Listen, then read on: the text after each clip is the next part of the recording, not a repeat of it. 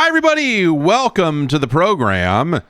It is time to rank 8-bit Nintendo games. I am Jeff Gerstmann, a humble scientist, here to evaluate the entirety of the NES library as released in North America in the time frame of the console's original run. I've had a couple of people write in lately being like, when are you going to get to, like some random aftermarket game that came out like 6 months ago? And like, we're not doing that. That is from the top.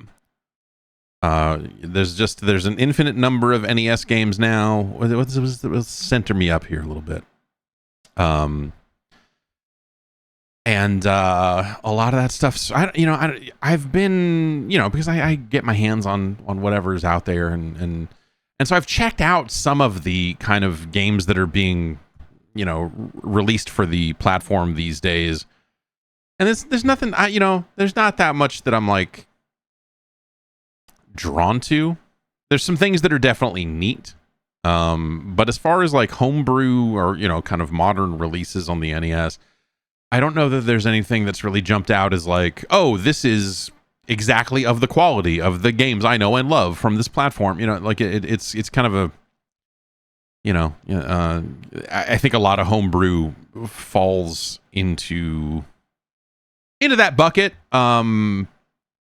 Tech demo-y type stuff. Like there's some interesting, so there is a like relatively recent homebrew version of Space Harrier for the Atari home computers, the 800, the 400, that is like kind of mind-blowing. And it's because they worked on it. And people are like, man, the developers are so much more talented today. And it's like, yeah, but also they're standing on the shoulders of giants. Like, the platform's been studied for years and years and years and years and years. And also, a lot of those original games in 1983 were written in like 6 weeks as opposed to 6 years or whatever it was.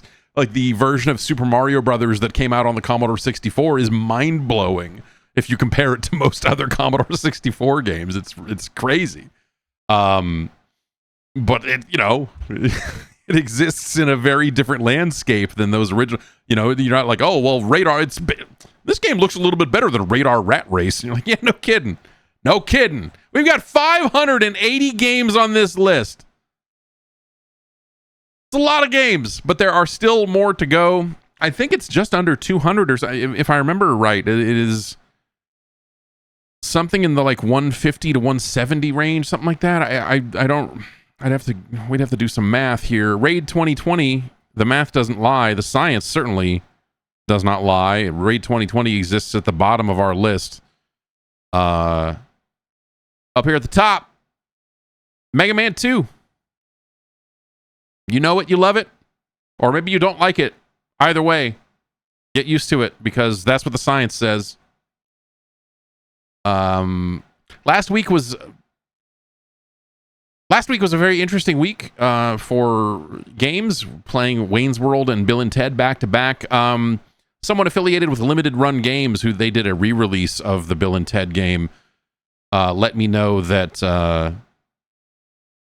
the person who had to QA test the re-release of Bill and Ted, like the Limited Run Games, they got that person a wrestling belt with like pictures of Bill and Ted on it for the gargantuan task of having to play that thing over and over again. So I guess it's nice in some sense that, like it's good that Limited Run Games at least seems to know that, like, yes, sometimes we're releasing trash. Sometimes we're releasing absolute garbage. But that's the fun. Right? You got a fresh batch of games here. If you want to influence the order in which the games are played, you absolutely can. It's Patreon. Surprise! It's Patreon. Patreon.com/Jeff Gerstmann. Hang out over there and get on the Discord, and you can get an ad-free version of the podcast. If you join the advisory panel, you can suggest games for this very show. We have suggestions carried over from last week because those games took so long last week because they were so unbelievable. I am in a, there are some games that we come away from it and say, and I'll say like, oh man, that's something I would like to maybe play more of or go back and play again. Or You know, complete. It would be fun to complete this game. Bill and Ted is not one of those games. Bill and Ted is not one of those games. Wayne's World, also not one of those games. Though playing Wayne's World for the NES did make me want to go see the DOS version of Wayne's World that I believe Capstone published, which I remember being completely awful in a very different way. Did it make me want to watch the movies? No, it did not. It did not. It did not make me want to go watch the movies either. It made me want to go lie in a hole. It's rough. Speaking of rough and wanting to go home and lie in a hole, let's pick up where we left off last week. We have some games left over on the list, including this one that I remember from the... I guess it would have been the Atari still at this point. I would have still had an Atari 800. But these scene changes, OBS, not liking it. There was a Windows update recently, and apparently contained in that Windows update is something that has a big impact on streaming. And the people that make NDI and make the NDI software have alerted people like, hey, if you're using NDI, it might run like garbage, and also other streaming applications like OBS. And so you watching live probably just saw everything seize up for a moment there.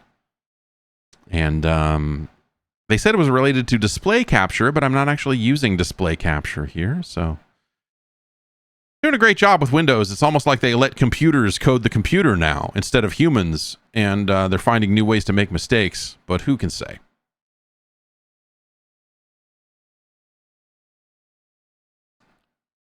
Okay. So if you are watching live, you may want to refresh the stream so that you are closer to live to make the chat experience a little bit better. This is a game that I played on a computer, and because of the lineage of this game, it was highly anticipated as a licensed game from Advanced Dungeons and Dragons. Pool of Radiance was a very big game, and so Hillsfar came out at some point after that, and it was like, oh, hell yeah, more of that? Dope. And then Hillsfar came out, and everyone was like, oh, wait. This is not good. Or not nearly as good. And now here we have the NES port of it, Advanced Dungeons and Dragons Hillsfar. Now, I'm hitting buttons. It's not doing... Okay. Load a character to ride. What? Ride current... I want to ride my current character. This is kinky right off the bat. This option is for games in progress. Okay.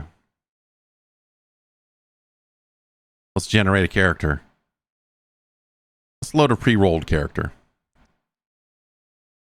How about instead we do that? Let's take a cleric. Yeah, sure. Let's go in the campsite. Oh, okay. Ride current character. That's a really good menu. Like, ride current character is a really terrible. Okay, that's a horse over there and then the castle, so I guess we're going to go. And so the thing this game does that, Pool of Radiance and some of the other stuff didn't is it adds these really fucking terrible mini games. I need to figure out which one of these buttons is the jump button. This runs real fast. This is a nice, smooth experience. Everyone's having a good time. It won't. I don't think it'll let me jump if I'm going fast, which is a good choice. Another strong choice. Okay, there it's. But is it up or is it A? Well, I guess we'll never know. Let's go into Hillsfar.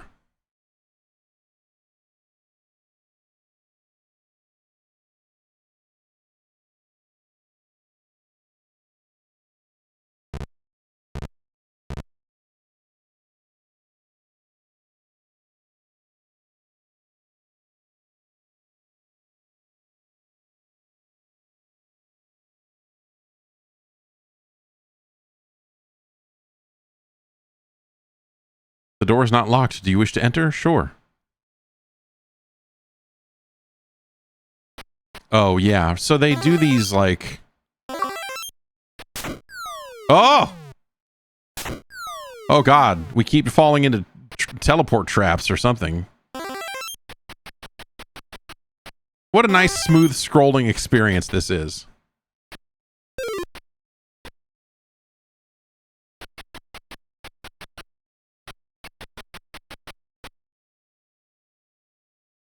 Yes, I will open the locked chest. Oh, God. Use physicals. Pick the lock with an object. This trap has cost you 4 hit points.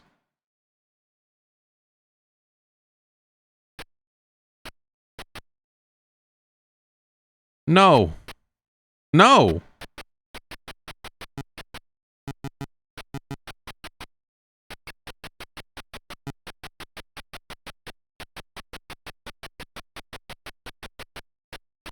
The scrolling is so bad. And none of these... how do I get out of here?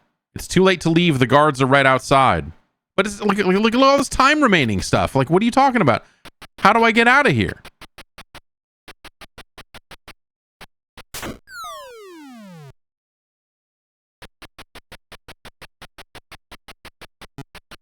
Maybe I gotta find another... Is there another... The exit can now be found. Okay.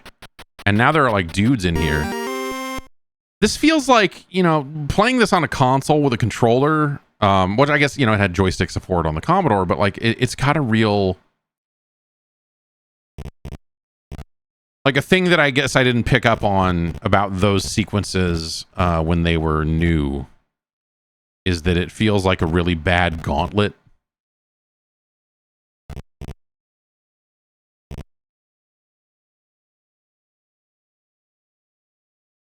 No, we're not going to pick the lock to the Fighters Guild. It's 3 p.m. Fighters... we got a sewer. I mean, you know, are we even playing a fucking video game if we're not going to the sewer? Explore and exit before you're discovered. So even the sewer is treated like one of these... Like, oh, guards are going to come and get you if time runs out.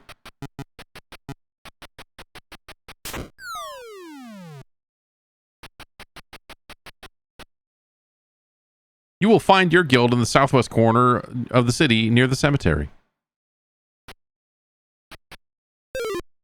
Great, an empty chest. We're having a great time.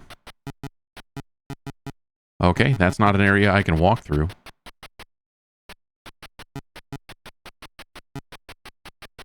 This scrolling is a friggin' mess, dude. And the animation is poor. Like, this is a pretty lame... It's just...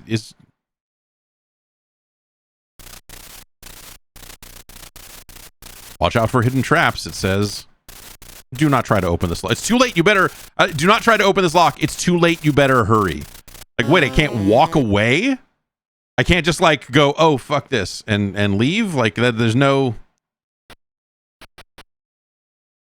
You do not have a healing potion. So there's no... None of the buttons do anything except for that. So it seems like B will heal if you have a healing potion, which I do not. No. And now I've got a guard chasing me, which is fun.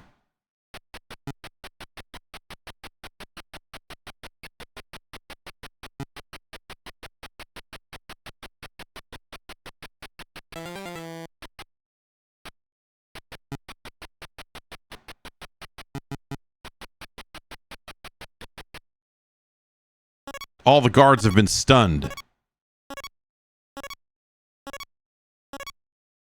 So it's like they're trying to do this more action-oriented take on D&D in this game than they did in most of the other, you know, gold box games. And it's not great.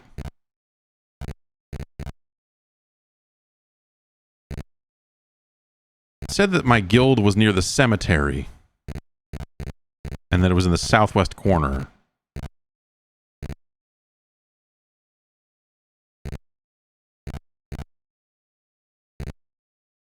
In front of you, tavern. You have entered the Hydra's Den. Hit select button. What? There's a mage in the back of the tavern performing illusions.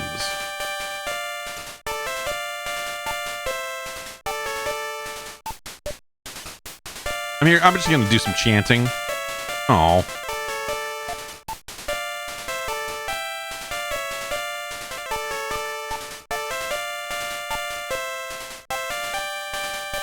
I would like some pink lemonade, please. My thirst is quenched. Oh. Let's give some free healings. Gee, thanks. This is...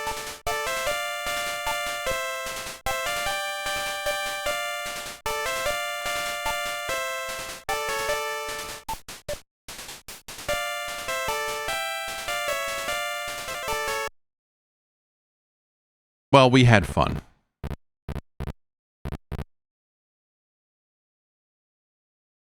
Okay, so here's the cemetery.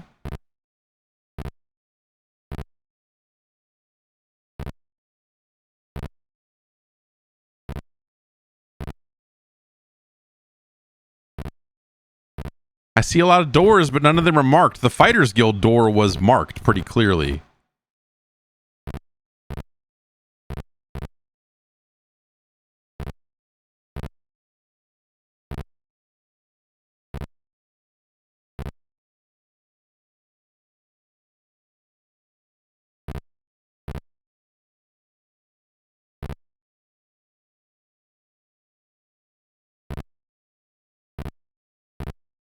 There. The Shrine of Tempest. I mean, I guess it makes sense that it looks like a weird shrine. But for whatever reason, when I was next to it last time, it didn't really, I'd like to talk to the master. I have a special task that I know you can do for me. One of our acolytes was sent to another town to get some magic writings, but he's not come back. I need you to find him. Would try the trading post first to see if anyone has seen him. Good luck. I'd like to rest for a while.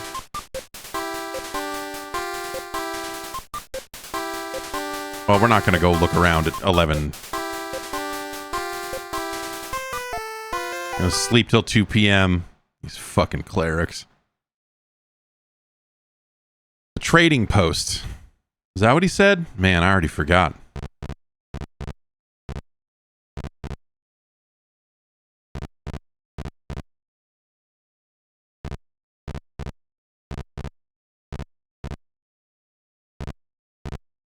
Haunted Mansion.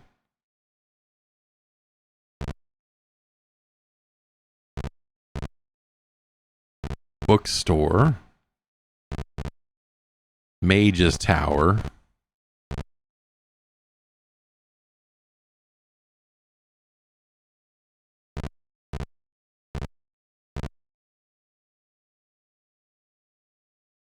Let's say hi to in the Mage's Tower. What's up in here? Oh. Apparently, if you go into a guild that is not your guild, it's treated as one of these, which so, you know,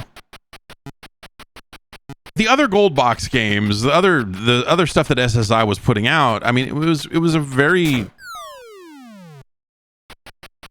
I think at the time, like a very wonderful representation of D&D or you know, just like good, solid computer role-playing games. And so this thing is such a piece of garbage in comparison. Is there anything I can do? I guess I just got to pick something here. You know, like I don't have an object. Dart trap, got hit. Use the magical chime. I don't think I have a magical chime. Hey, we found a healing potion. It'd be nice to know how many hit points I had in maybe some of this completely empty space you've got on the side of the screen. I bashed it open with physical strength. The chest is empty. Great.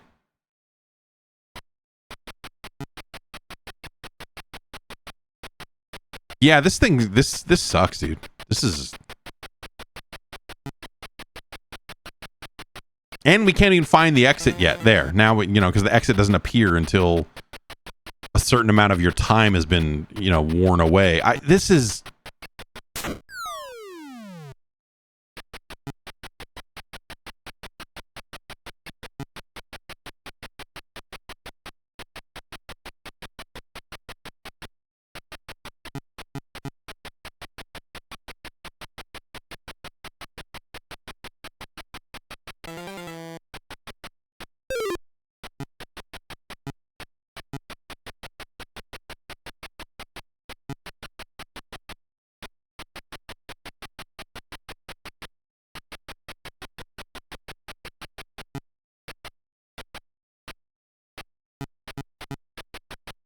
I mean, is this guy attacking me, or is it just because...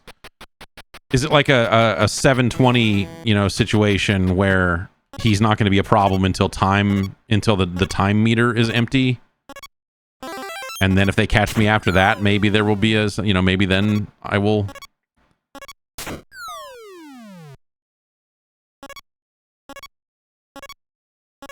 I will be accosted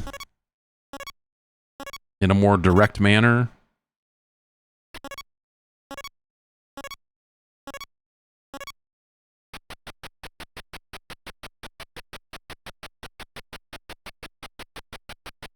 It's funny, these areas are not that big or complex, but that is not made it any easier to find the stupid exit.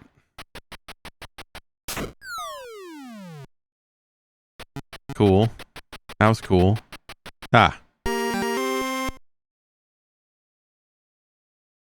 Great.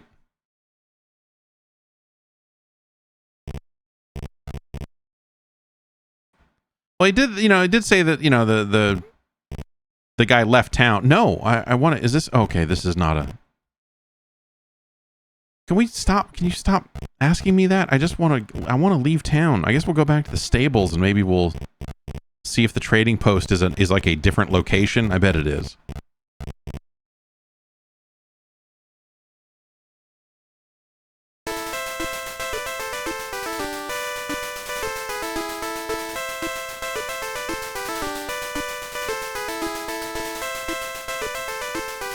Question mark. We could go up there. We could go over this away.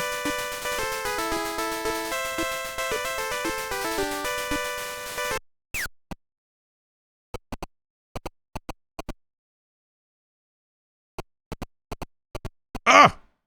I'm hitting the button.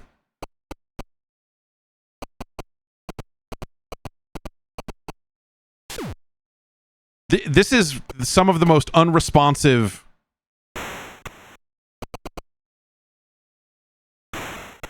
Okay, it seems if I hit B, I turn obstacles into garbage, but I assume that I can only do that so often. Dude, I can't jump. I cannot reliably jump.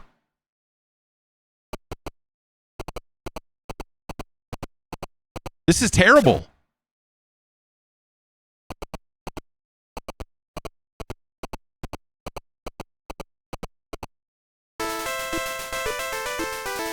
Currently at the rock quarry with 1 hit point. It's just question marks all the way around. How did I get here? Who knows? I can't pick any other location. So I don't know if there is a trading post or not. I bet if I fall off this horse one more time, I'm going to die, so... Jump, you asshole! This is broken.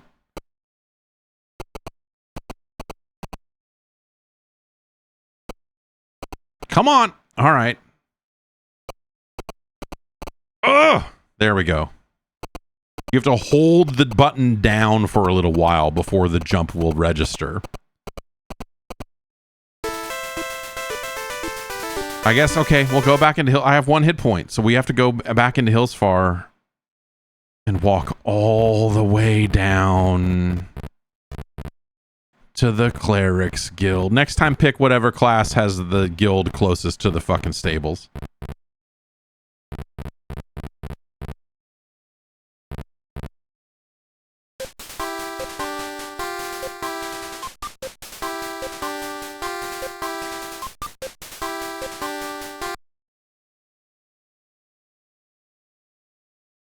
Oh no, I have 2 hit points now. How? Wait, it said I was completely rested.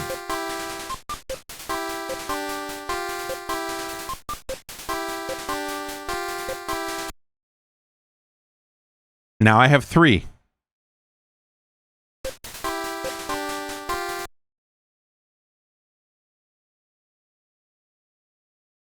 And there's no like menu here for me to use. Like I can't, so I picked up those healing potions inside of those, you know, dungeon-like areas, but there are no menus here for, okay, wait, okay, here we go.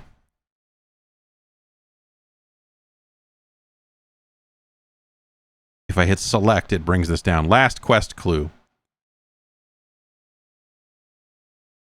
I would try the trading post first. Bryn posted a picture of the manual showing the hours of the different buildings in town, and the trading post is not on that list, which makes me assume that the trading post must not be here in town, which would make sense. The trading post would be out in the somewhere else. Out in the somewhere else.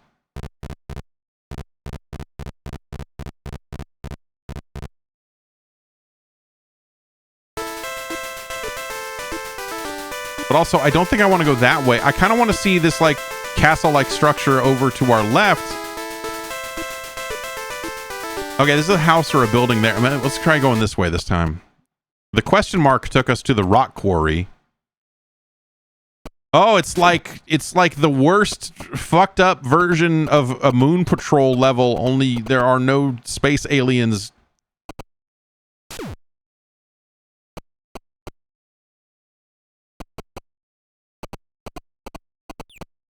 Bird!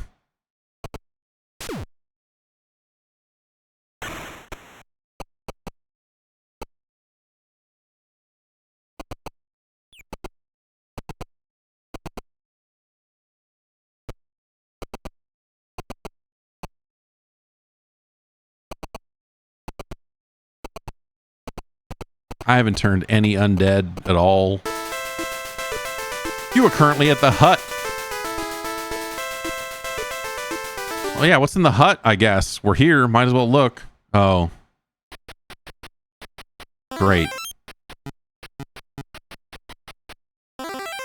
This is a big maze for a hut.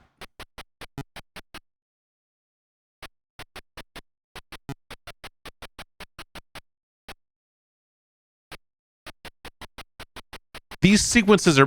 So far, every sequence in this game has been bad.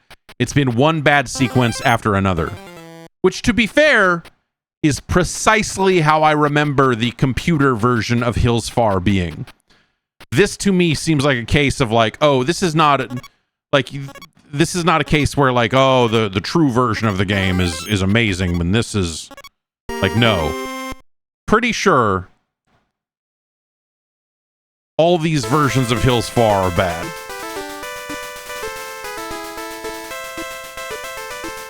Okay, let's try this. Ugh. Ugh. Jump, you idiot.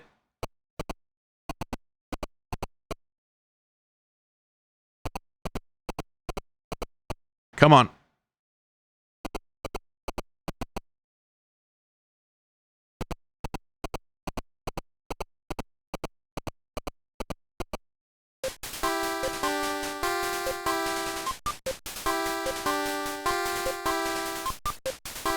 Well, the post hasn't been doing very well lately. A man has got to make money any way he can, so I'll tell you everything I do for 9... Yeah, sure. I got to like 200 pieces in the hut, so...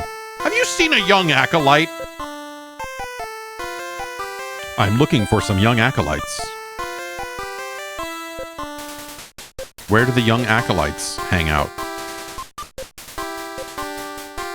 As a matter of fact, I have. He said he was going to have lunch at the big tree before heading into town. You might try looking for him there. Have a nice day. Hit button. I don't need a horse.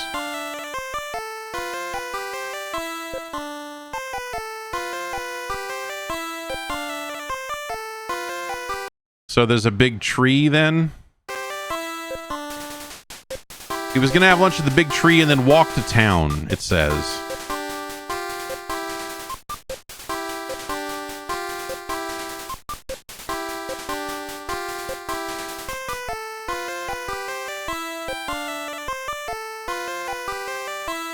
There we go. That looks like a big tree down there.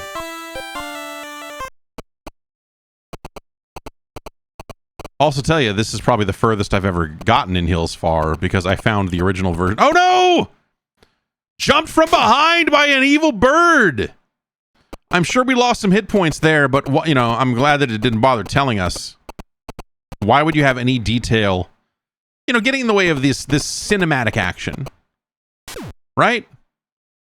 Also, I don't think there's any way for me to crouch. Okay, there we go. He'll lean forward on the... Okay, there we go.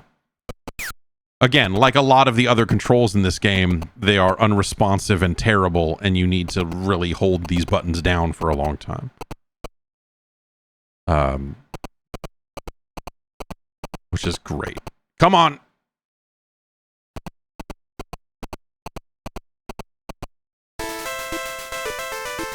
I have 1 hit point. I'm at the big tree. I would love to enter the big tree. Is the big tree also a bad dungeon? It sure is.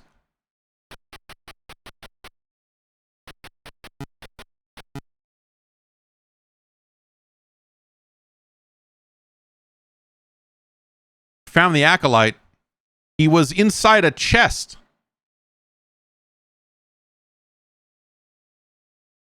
Fucking what? Maybe he'll tell us.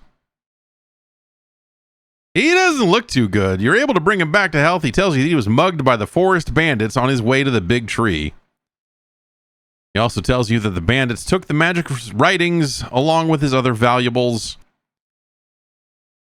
We'll help him back to the Shrine of Tempest and we'll try to retrieve the magic writings.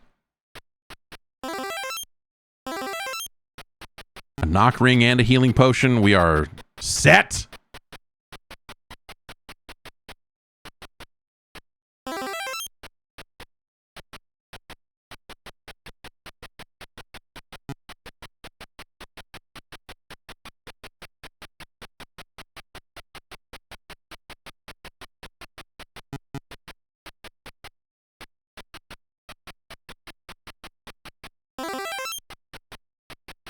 I'm getting knocked up, man. This is unprecedented.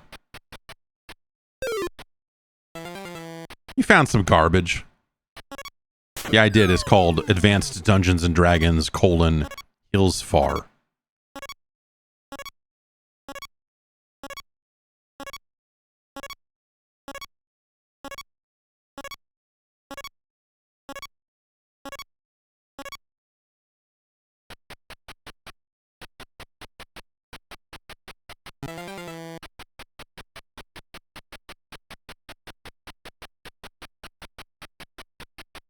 Okay. No, get off me.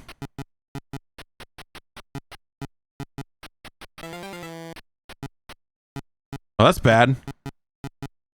I can't. They take all my gold and throw me out. Okay, sure. I don't care.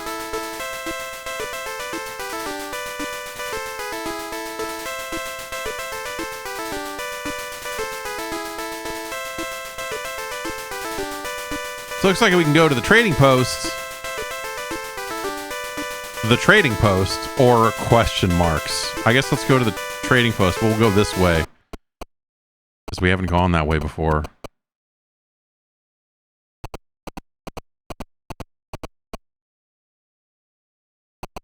Jump, you dumbass! Oh, this fucking game.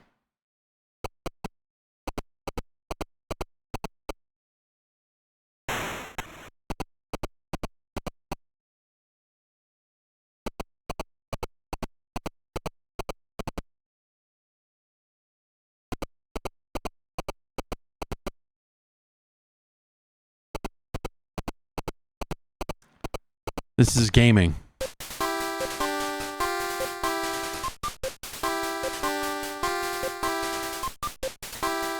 I don't have any gold, man. I got jumped. Who put these hay bales in the middle of the path to Hillsfar? Huh?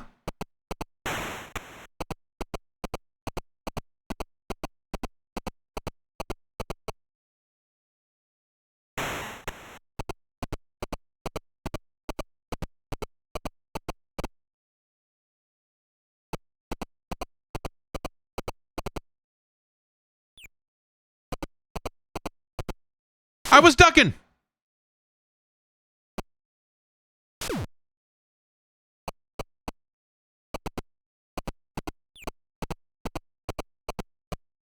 The duck is timed. You can't just hold it.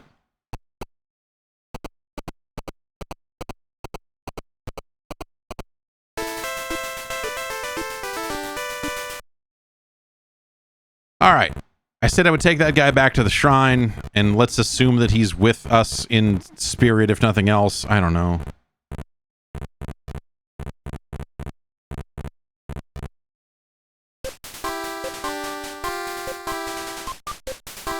Thank you for finding Brother Tom, and may Tempest be with you in your search for the magic writings.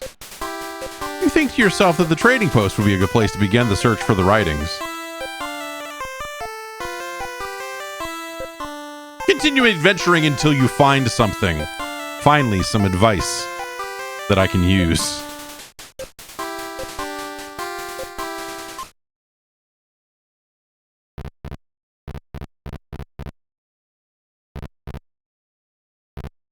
I mean, I guess the answer is to break in some... We don't have any gold, right? Does this even say?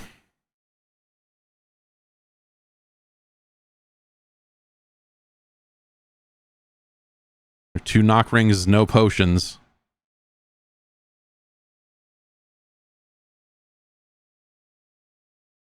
Yes, save the current character. Sleep for... Yeah, sleep for 16 hours. Wake up with 4 hit points and hit the fucking road.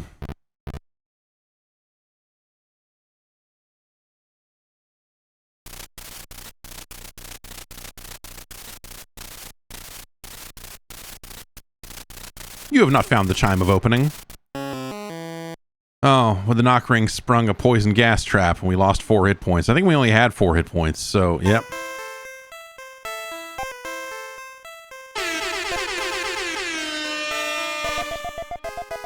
I'm a mummy now.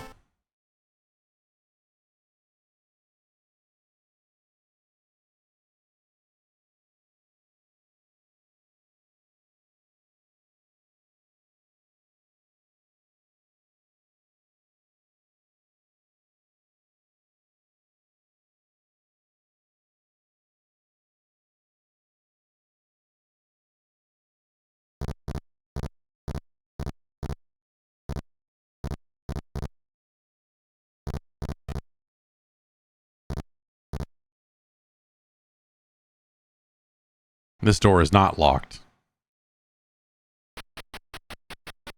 You know, that guy wanted 15 gold pieces for information.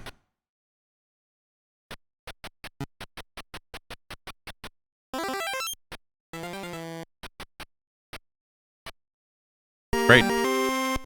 Sure.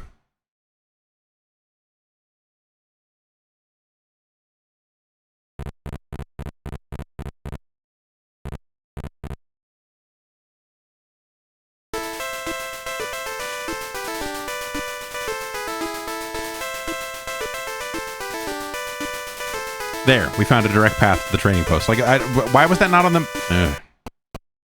Best not to think about it.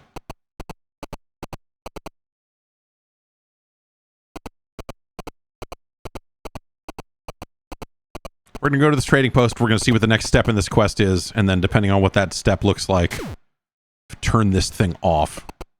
Like, every part of this is bad. Like every part of this feels bad.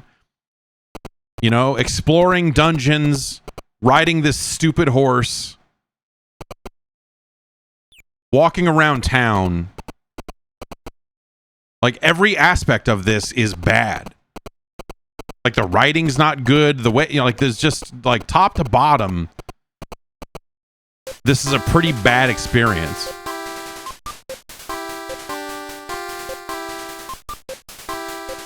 Someone was robbed near the hermit's place late yesterday.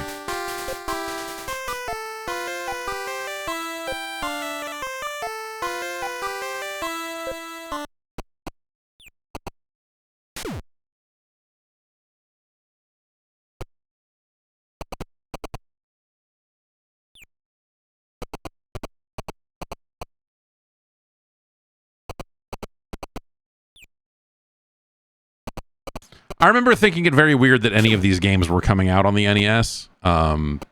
Any of these D&D games. Hillsfar at least has like some action to it, and so is probably a better fit on the platform than some of the other, or like theoretically, right?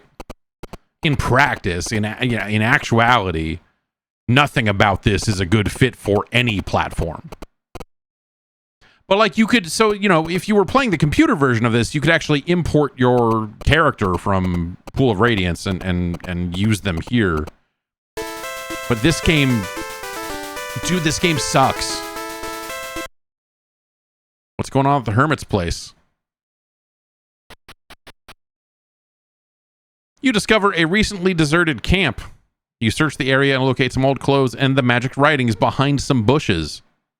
Apparently the bandits threw them away thinking they were worthless. Wow, what luck that we stumbled into that, huh?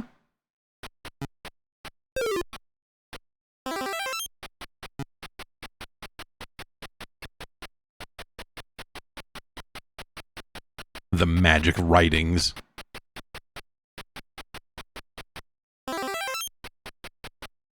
A rod of blasting. I'll show you a rod of blasting.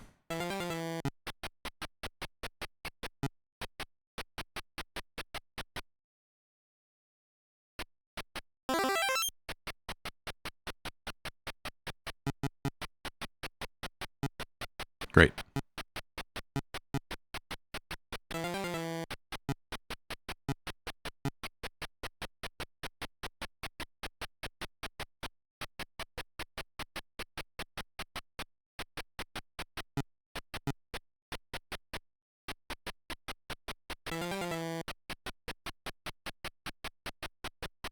Let me leave this hell.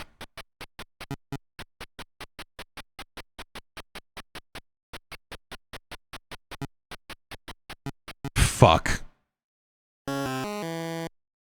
Alright, fine.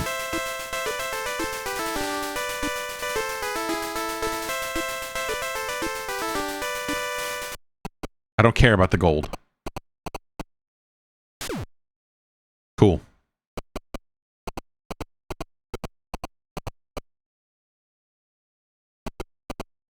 We're gonna bring the magic writings back. Fuck you.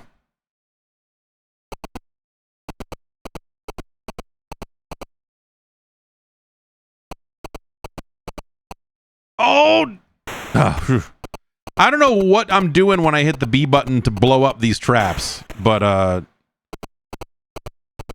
it's effective. Like, I can't find a resource that it's using to prevent me from just doing that over and over again, you know?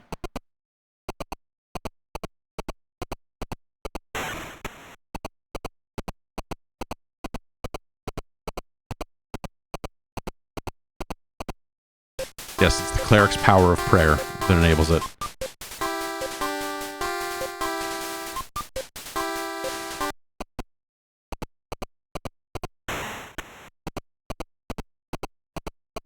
Yeah. Take that, bird.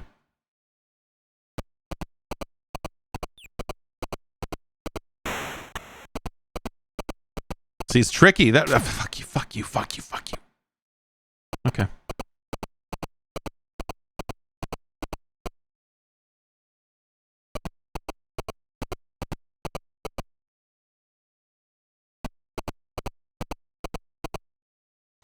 In a lot of ways, I don't remember how Hillsfar was originally received in like '88 or whenever it was originally released on computers. I don't remember how it was widely received. I remember I received it as, what the hell is this trash? Like, I got into this because I could import my characters from from this game and thought like, oh, it's going to be more cool dungeon, whatever, you know, but like, it is such a letdown in comparison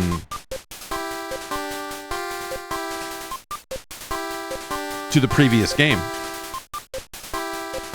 Thank you for returning the magic writings. Here's a token of our appreciation for your help. Cleric humbly hands you a bag filled with 1,000 gold. Wait, I had 800 already? So do they only, when I get caught, do they only take the gold I found in that dungeon? They don't take every bit of gold I have on me? Because I'm fucking loaded, dude.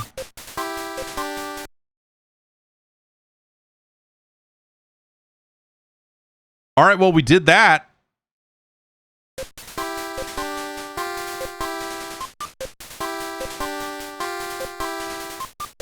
While you were gone in search of our brother, a thief broke into my chambers and stole some magical incense. I need your help to find this thief and my magical incense. Begin thy search at the sewers. This sounds like you want me to go down to where the weed dealers hang out. And just buy you another sack, bro.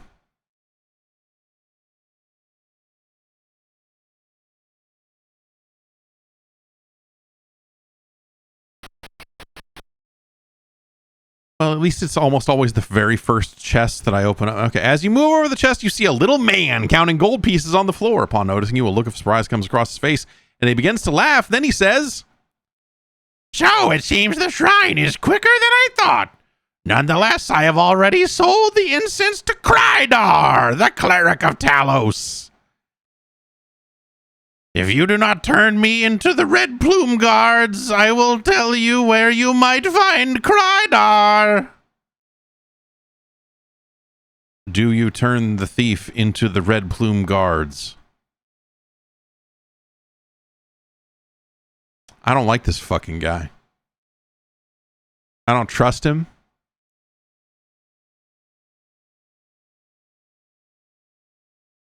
I don't trust him to, no. Yeah, I'm turning this motherfucker in. Fuck him. Fool, you will never find Krydar.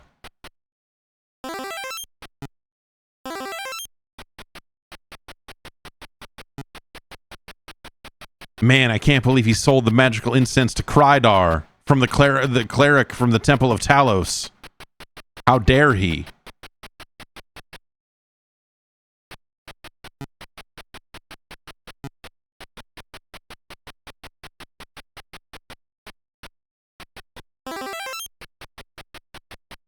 Accursed Krydar.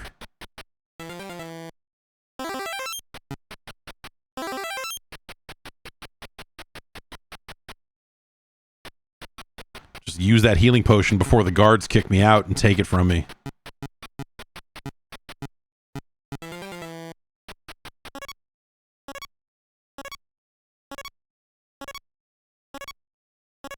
Fucking Krydar.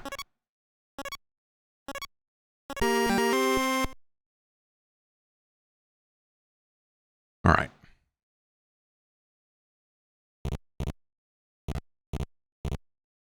Can only get into this shrine from this side.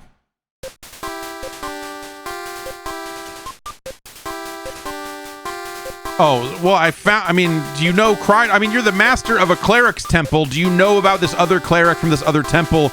Do you know where I might find a cleric from the Temple of Talos? Master, like anything. Let me... Can't believe this. Oh, what's this in the streets?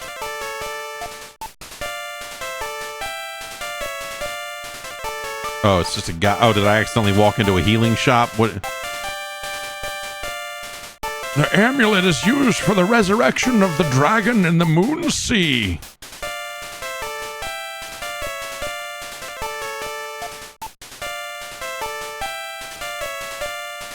$250 gold for... All right, yeah.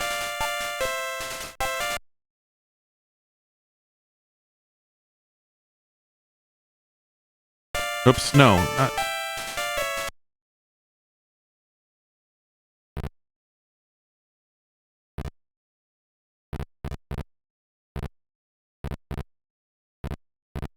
Is this like a town crier dude up here? What is it? Like, these graphics are also not good. I don't know if you noticed. But this almost looks like a dude standing there. No, it's a door. No, I don't want to go in there. I don't want to go in anywhere. No, stop asking me. I'm just looking for Krydar. Oh, wait, tavern. That's what we wanted. That's what I'm looking for. The tavern is closed. It's 10 a.m. Come on. It's 10 a.m. Open the fucking tavern. I need it, man. Ugh.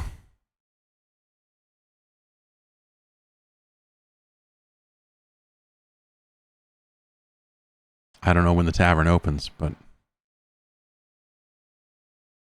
not gonna just break into the tavern. Let's go sleep off. I'm gonna take a nap until the bar opens.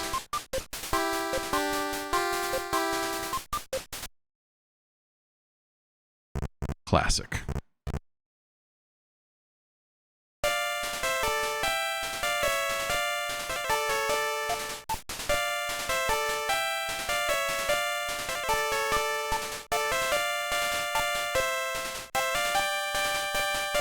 Orin is a tough fighter, but he's not perfect. Before he attacks, the feathers on his helm will move, and whichever end of his staff is higher, that's the end that is going to smash into you. Oh boy, you're making the arena combat sound like something I need to go see. A strange pattern, too. He seems to attack with his left for a while, then his right for a while, then he'll catch you off guard with a quick low blow.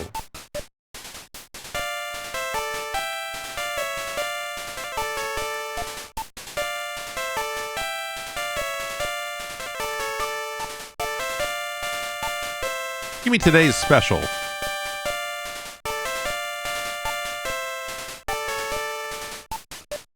And now give me a shot of juice.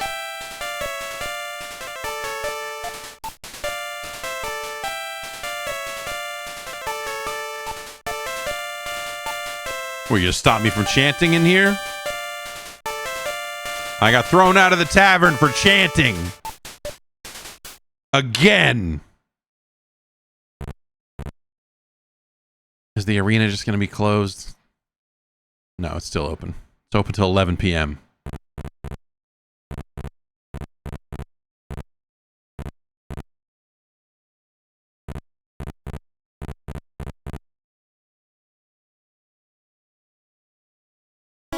Lefty, the left-handed orc.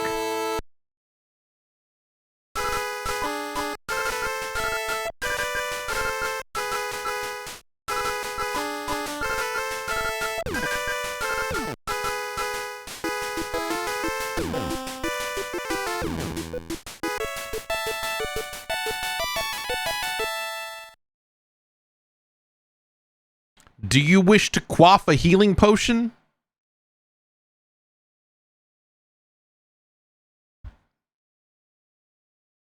You know I do.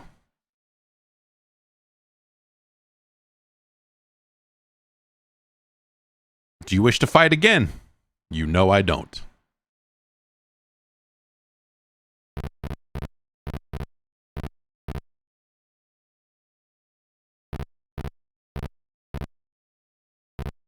This seems like a fancy building here.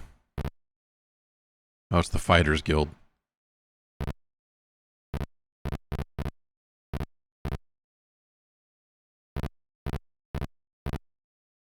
Well, I mean, every other thing we've had to learn at the trading post, right?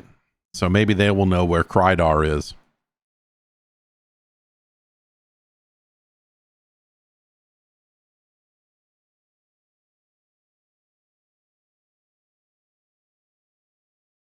Is there anything to spend this money on?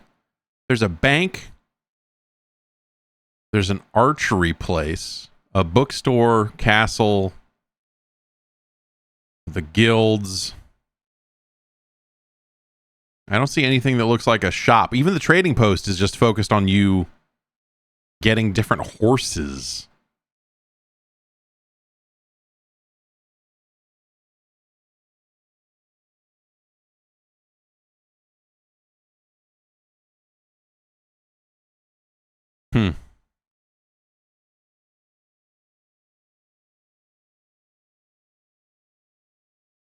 Well, I think that's maybe enough Hillsfar.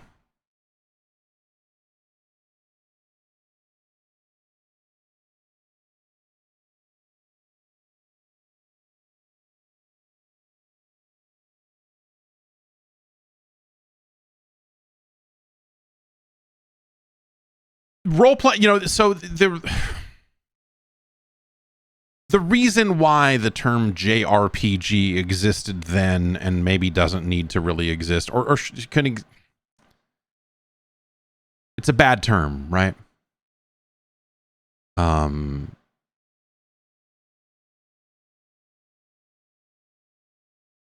But at the time, you needed something to differentiate the kind of console-style RPG from the computer RPG. And because all of the console role-playing, the overwhelming majority of console role-playing games at the time were coming out of Japan. And so it kind of became, that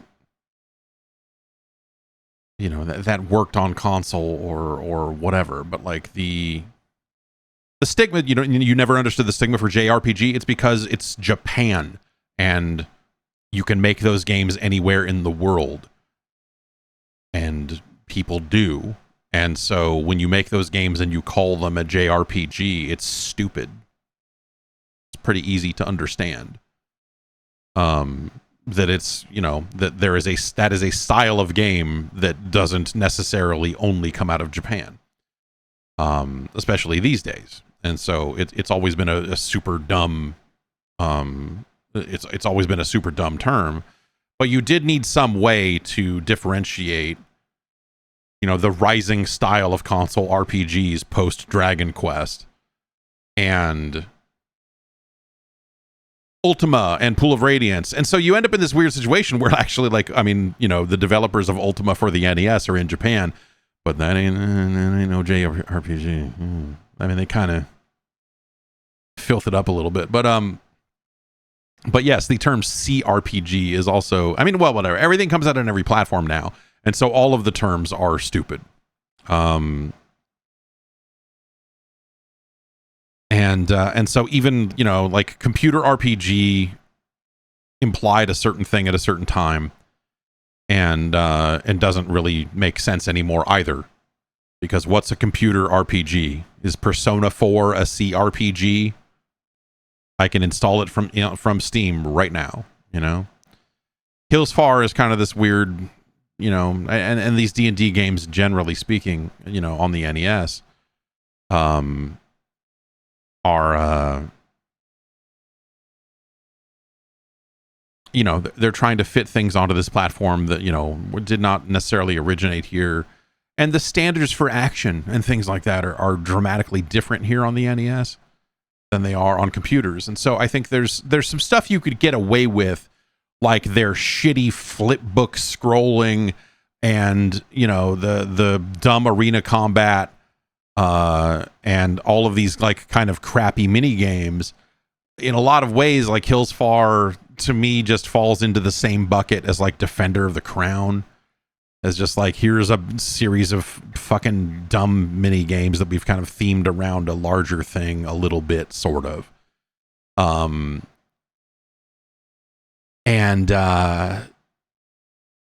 is such a weird departure from Pool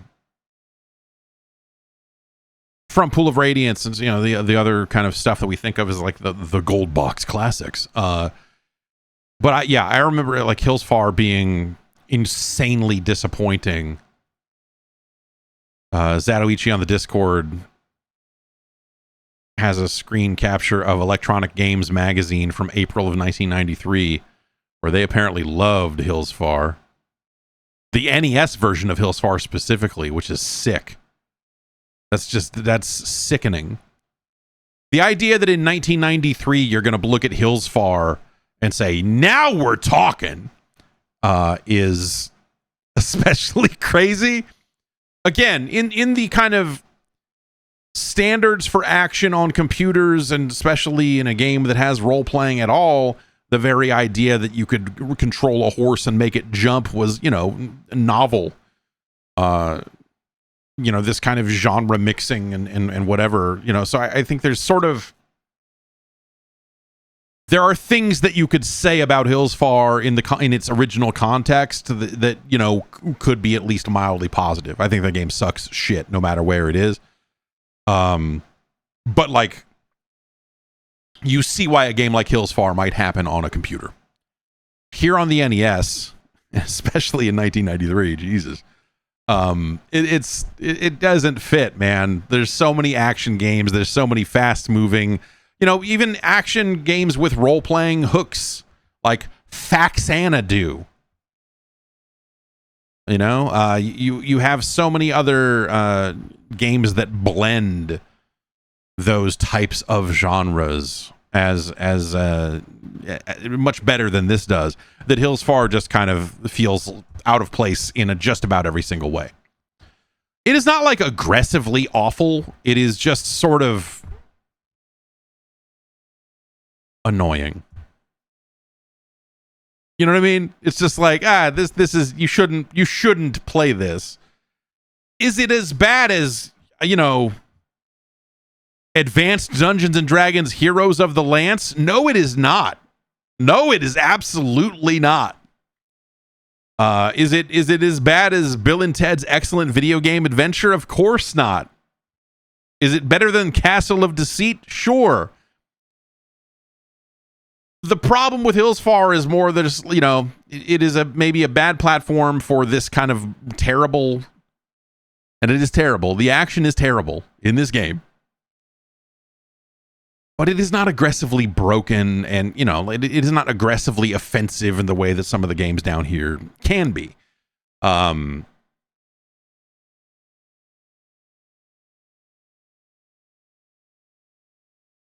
But where does that get it? I think that's kind of the functional but still really bad is still not a great combination. You'd almost rather have a game with a lot of ambition that kind of misses the mark in some ways. I suppose you could consider this to be mildly ambitious, but it was more ambitious in its original release. And so here on the NES, these years later, like that action is extremely subpar. And the dungeon crawling and all of that stuff sucks too. Like go look at this. Have you heard of Final Fantasy? Go check that game out. That's a better game than this. It just doesn't have the awesome action of Hillsfar. You can't make the horse jump over but like all of that stuff is super unresponsive. Like a lot of the control stuff. The arena combat is like a terrible kind of punch out sort of thing and feels bad to control. We didn't even see the archery minigame here, but pretty sure I know what that is. So yeah, there's really not much here that's gonna like drag it up the list. You know what I mean? Like it's not broken, and it is not like aggressively awful in the way that the bottom of our list can be, right? But you would be better off with a copy of Hillsfar than Wayne's World, Hillsfar is better than Wayne's World. But, like, it's no chiller. Ultimately, it's no chiller. You would be better. In fact, you'd be better off with Color a Dinosaur. As much as Power Punch 2 was a piece of garbage, the arena combat in Power Punch 2 was superior to the arena combat in Hillsfar.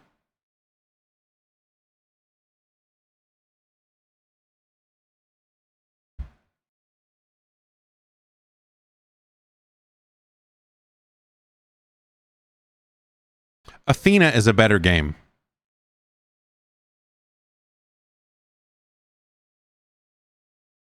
At least Athena has music.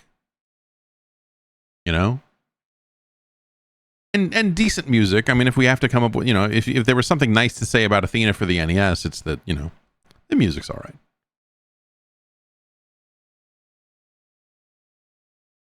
Hillsfar is better than Robo Demons.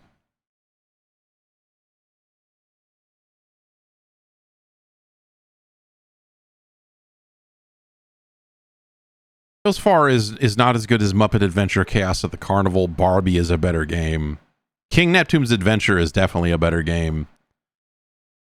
Oh, but Fox's Peter Pan and the Pirates, The Revenge of Captain Hook, that is a terrible experience.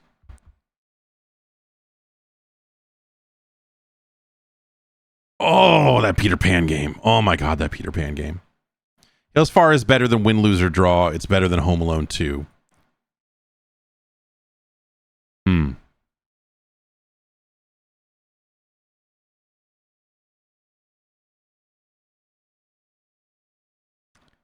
It's better. It's better than Wolverine.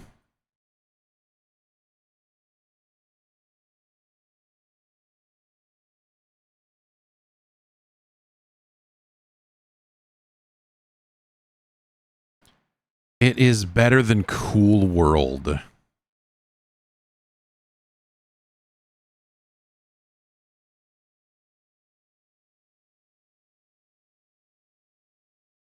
Is it better or worse than The Empire Strikes Back? Man, that's a... At least The Empire Strikes Back has some of the worst audio in the history of video games. At least it's got that going for it. Gosh. This is a real... This is a real disaster here. Peter Pan and the Pirates is so bad, dude. Hillsfar is better than that. It's better than all three of these games. It's better than The Empire Strikes Back. It's better than Conan. It's better than Peter Pan and the Pirates, but it's no King Neptune's Adventure. It's our new number 553.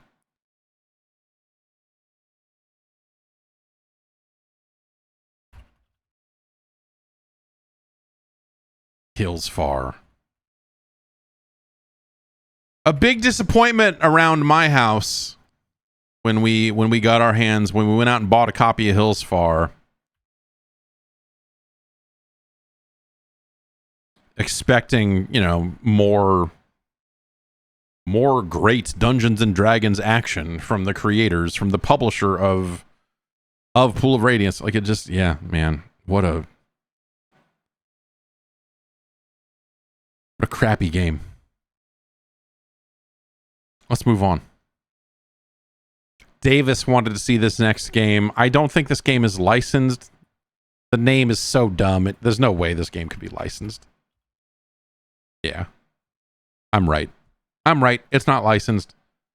It's from your friends at Color Dreams.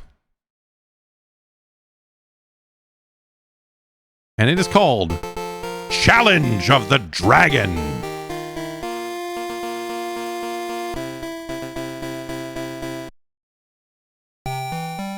The land of Lauren was serene.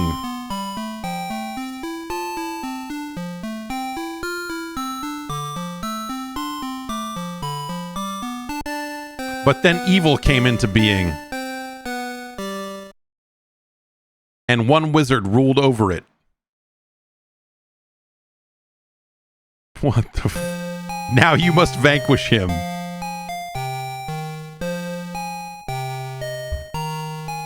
Simple, effective storytelling. The challenge awaits you.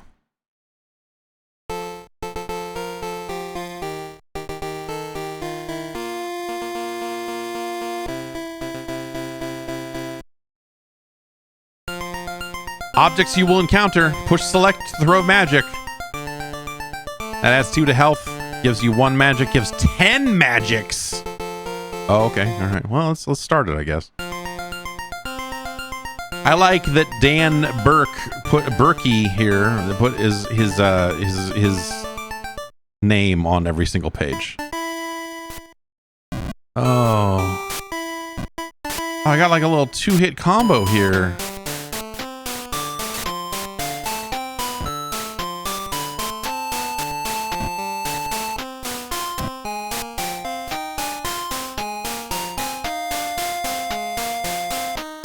The movement here is really something else, man.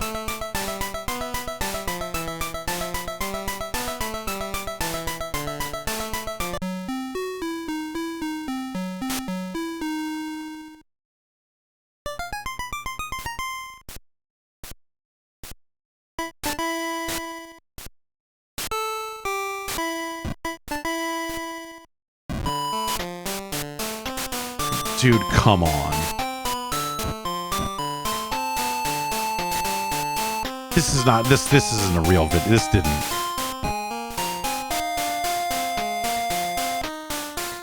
Someone made this like 6 months. It's like I'm on ice. It's like there's a lot of like weird movement stuff happening here. Oh, good. I forgot to check to see if it went ting. I forgot I can throw magics. No? Okay, apparently I can't. Maybe I don't have any magics to throw. But I pushed select and nothing happened.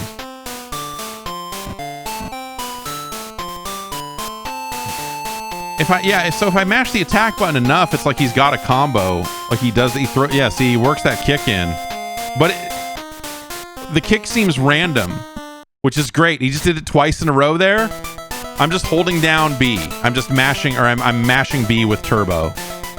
And it's just swing, swing, swing, swing, and then an occasional kick. And now we got, we got 3 kicks in a row that time. That's I like, precision in combat is overrated, dude. What if instead you just like hit the button and like some kind of attack came out and it doesn't, I mean, does it really matter? We've got versions of the ting, the unlicensed game ting noise, but it does not play it when you pause. When you cast spells, you get a little version of the ting noise.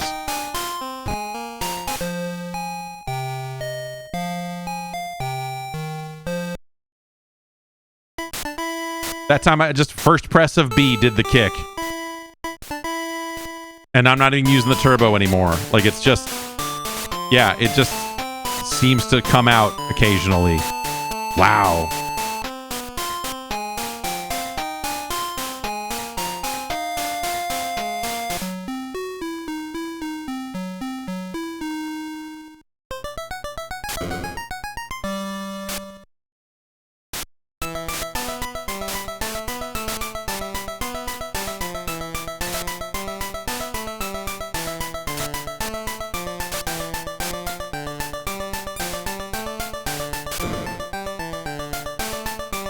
How many times do you think I need to hit this guy?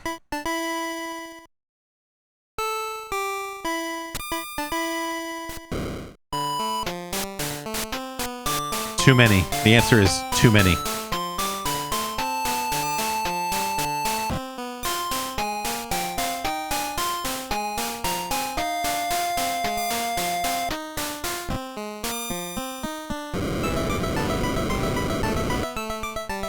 Oh, cool. He turned into some kind of potion that fell off the screen.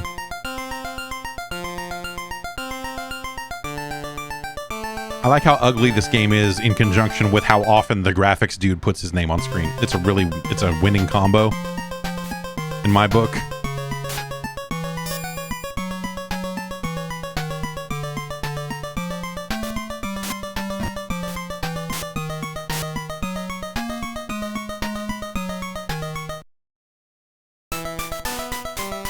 Ah!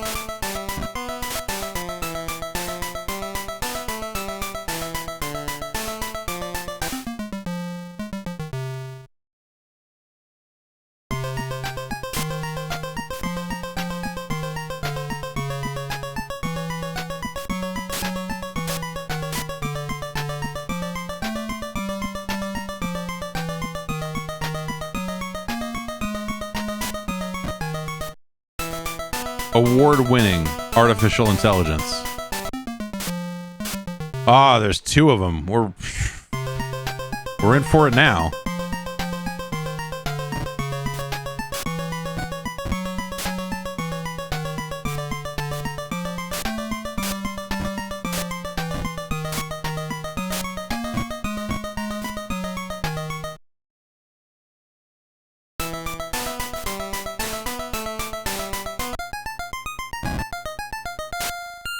And there's a little shoulder charge there that I did. That also seems kind of random.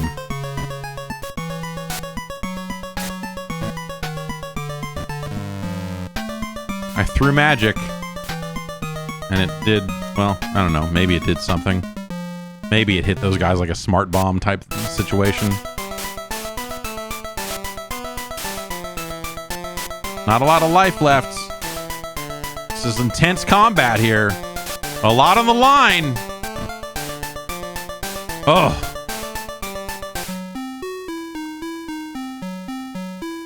A dragon fucking that. I should have saved that magic for this part, probably.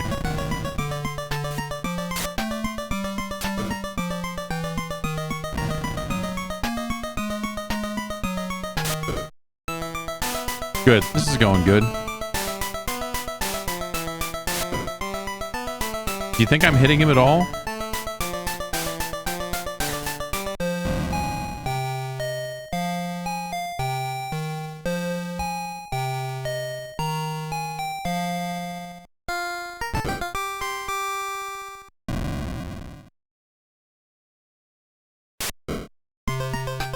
I kicked that dragon to death. What the fuck? I'm just gonna put another drawing of the girl, you know, here. And we got room. And I'm gonna put my name down here. Is that cool? I mean, I couldn't stop you if I tried. I don't know how to code that stuff. So you, okay, yeah, go ahead, put your name on it, man. Graphics is all you. I'm the ideas guy. I only come up with the cool ideas for these games, Dan. You're the one who puts the cool... it's a friggin' ninja.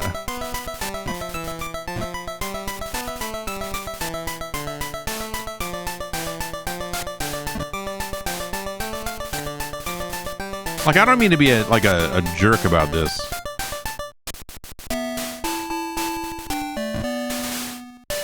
But this is abysmal.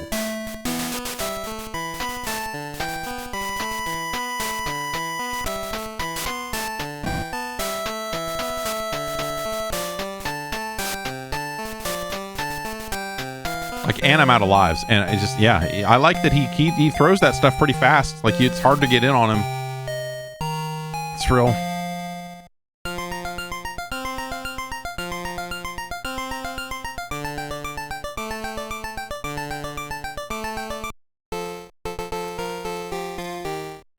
Dan couldn't even fit his whole name on that screen. Dan and John, graphics and music. Who else worked on it? It's none of your concern. You don't need to know.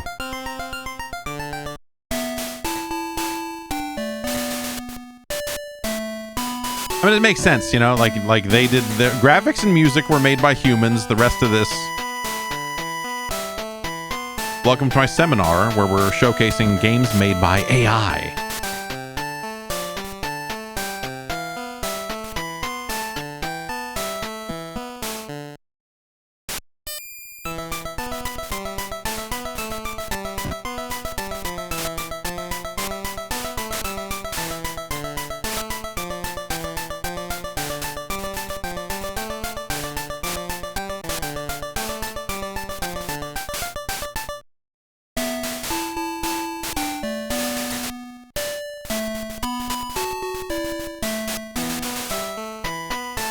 Take that, ninja. Oh, what if you fought a ninja and a...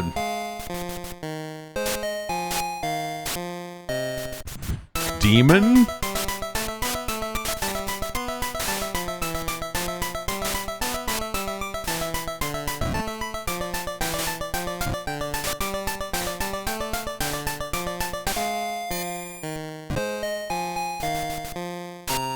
What if you fought two ninjas?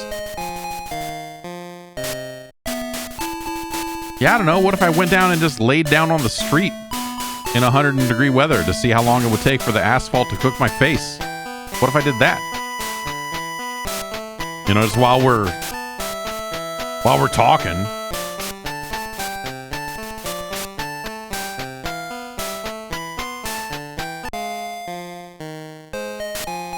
Okay, now we're getting to the realm of, like, now I'm impressed. Look at how many enemies they're able to put on screen.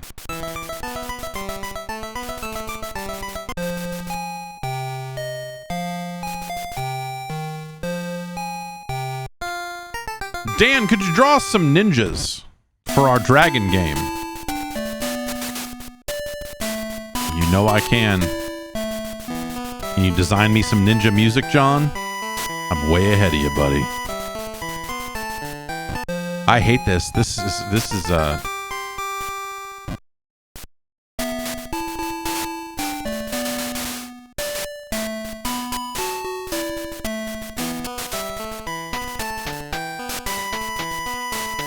ninjas should be hard.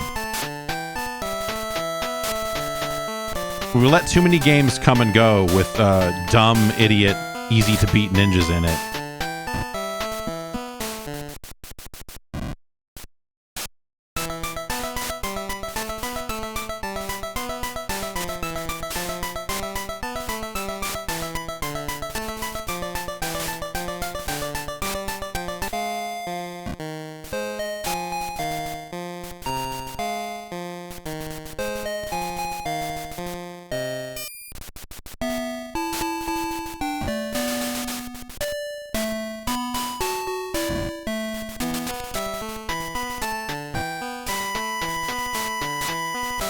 You know, there's not much to say. Like, this is a terrible video game. It controls poorly. Like, the music, you can hear the music for yourself. You see how this looks. The thing I'll contribute, you know, because you're not touching it, is just how bad the control is. That might not be immediately obvious, but again, like there's like a weird momentum to your movement that feels kind of like you're on ice, but also that it's broken. You know, ice in video games feels a certain way. This feels like 2/3 of the way there, and then just the rest of it is busted. And we're done. And I'm not gonna.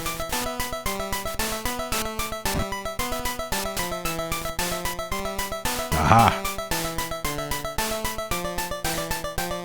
Yes.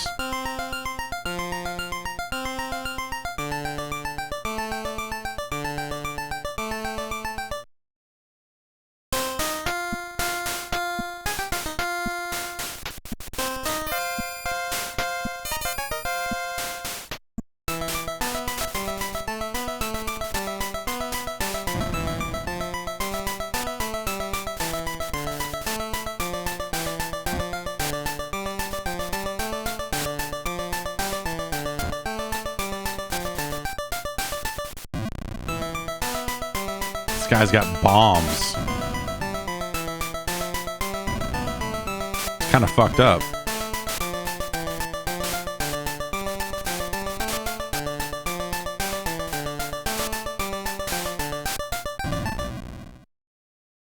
Did he kill himself with that bomb?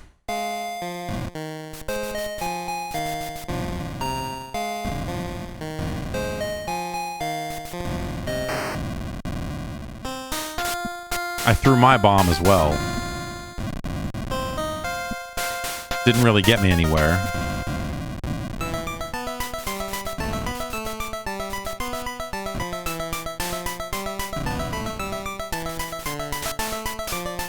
This is no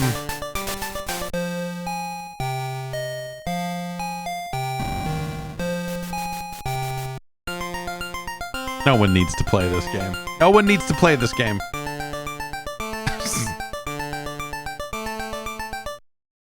Oh, man.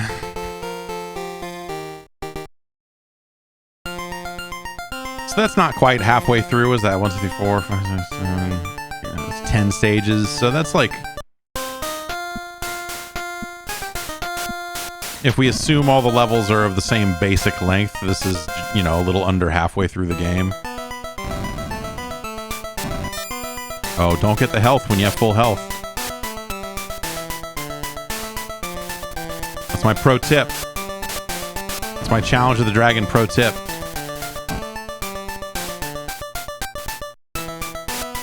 Really good hit reactions. You can really tell when you're landing a hit. They really make it obvious how the fight's going at any given moment.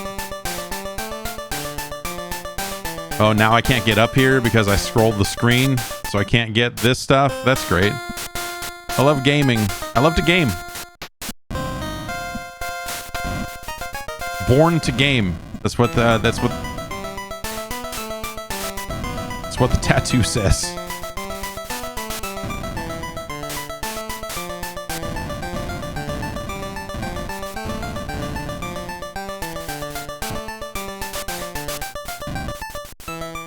I don't... this is interesting design. Like, you know, like, for a game that controls this poorly, I have to applaud them for making ninja enemies that throw hella fucking ninja stars, like, quickly in a game where you don't really have a great reaction. Like, you know, like, the default run-of-the-mill enemies we were fighting in the first few levels were kind of just bad, and now this game's become, like, aggressively fucked up because of how aggressive the ninjas are. Like, it's an enemy type that you are not really well equipped to handle. Especially 3 of them. So I applaud the game for its willingness to take a bad idea and then execute on it in, like, basically the worst possible way they could.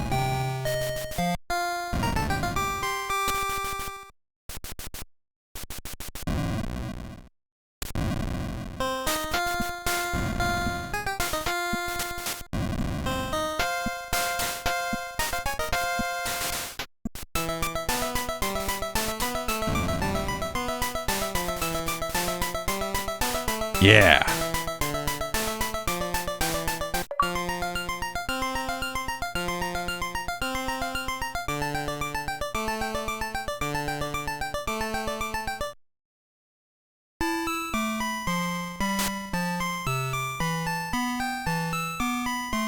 I will say the way that, like, that guy just kind of creeped out from behind a pillar,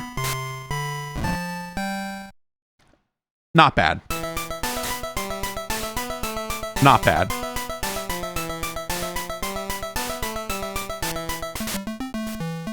Look at this big guy.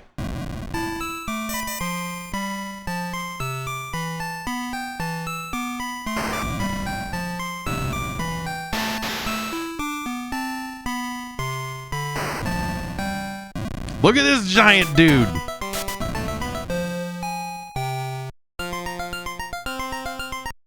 I feel like we should fight the giant dude one more time.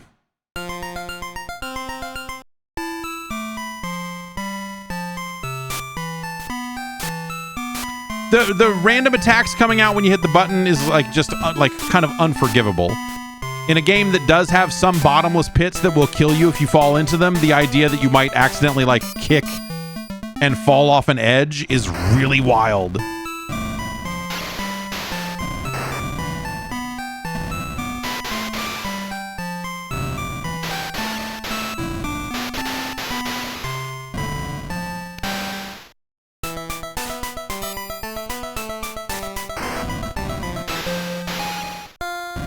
I can cut off the death animation and just hit the button to immediately respawn, too. Just like Call of Duty. And that's a big game that people like. So what I'm saying is that this game is...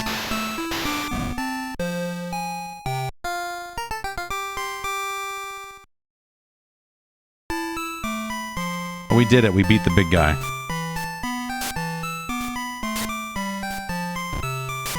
I thought maybe something would happen after we beat the large man, but it looks like, oh my god, there's a ghost. And I was right, something did happen. Ghosts.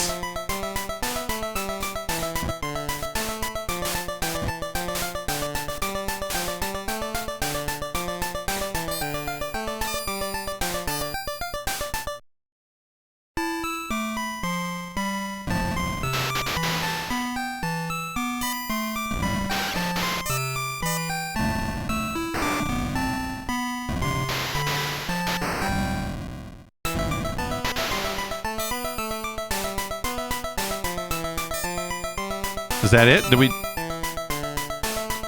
Okay.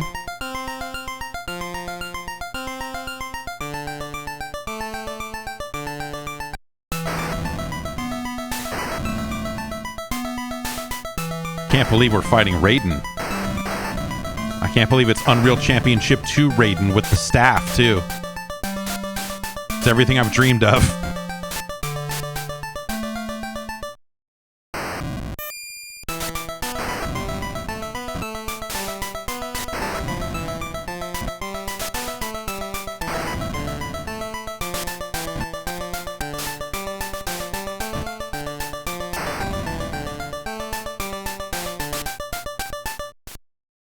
Okay.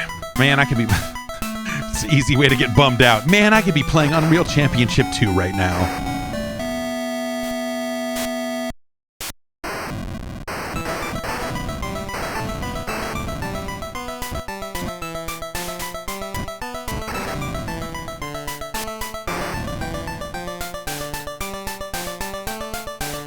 I feel like these levels are also very uneven difficulty-wise, you know? Like, there's just kind of... Like, Raiden is not as hard as the ninjas were.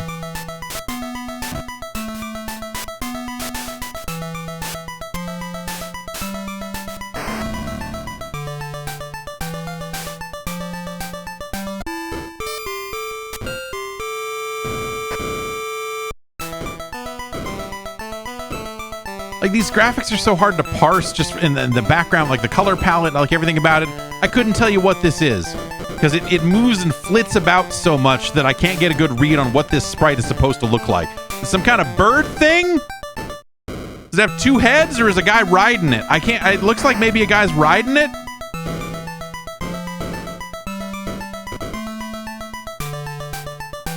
We'll never know.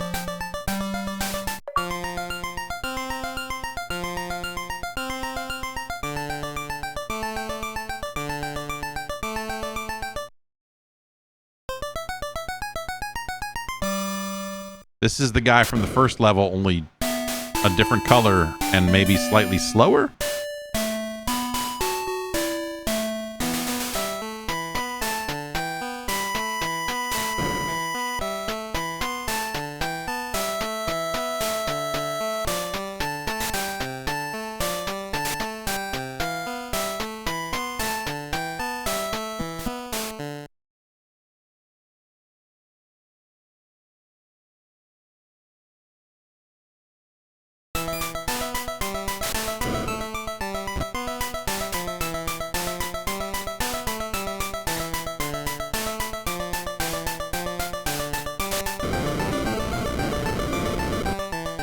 This sucks so much.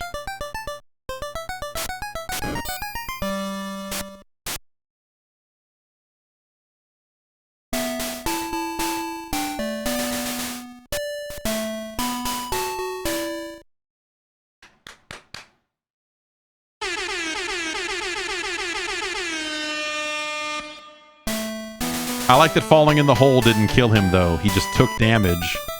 Oh, I scrolled the screen the rest of the way, and now there are two of them! Now we're gaming. This is, again...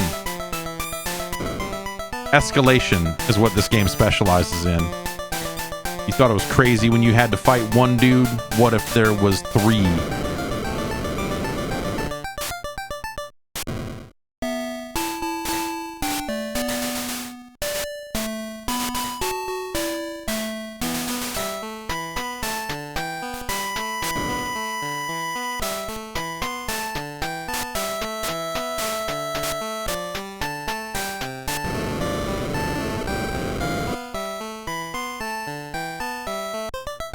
Oh no, another. Who could have guessed?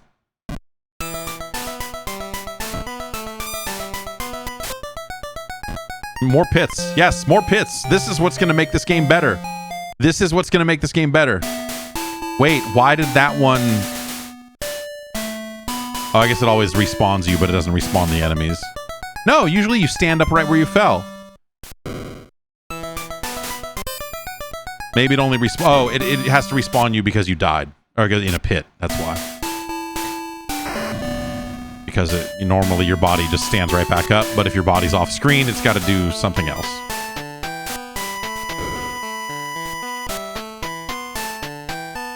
They thought of everything, is what I'm saying.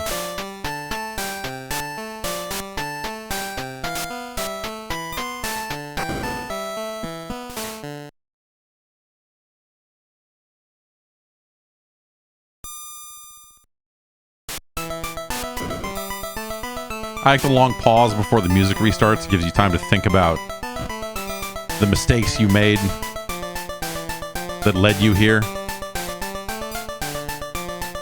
Cool. Cool. I love gaming. I'm here to game.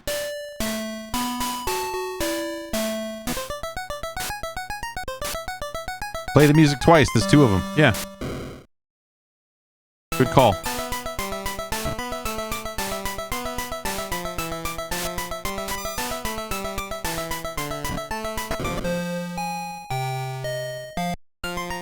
Fuck this game.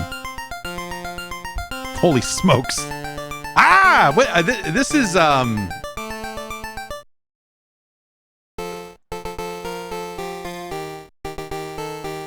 this is a terrible experience.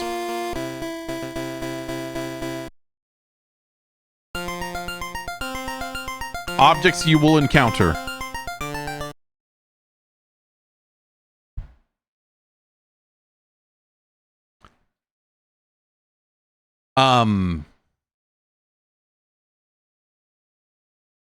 Yeah, everything about this is pretty terrible. I think, you know, if we were just ranking this on a scale of like unlicensed games or something, this is probably somehow on the upper half, right?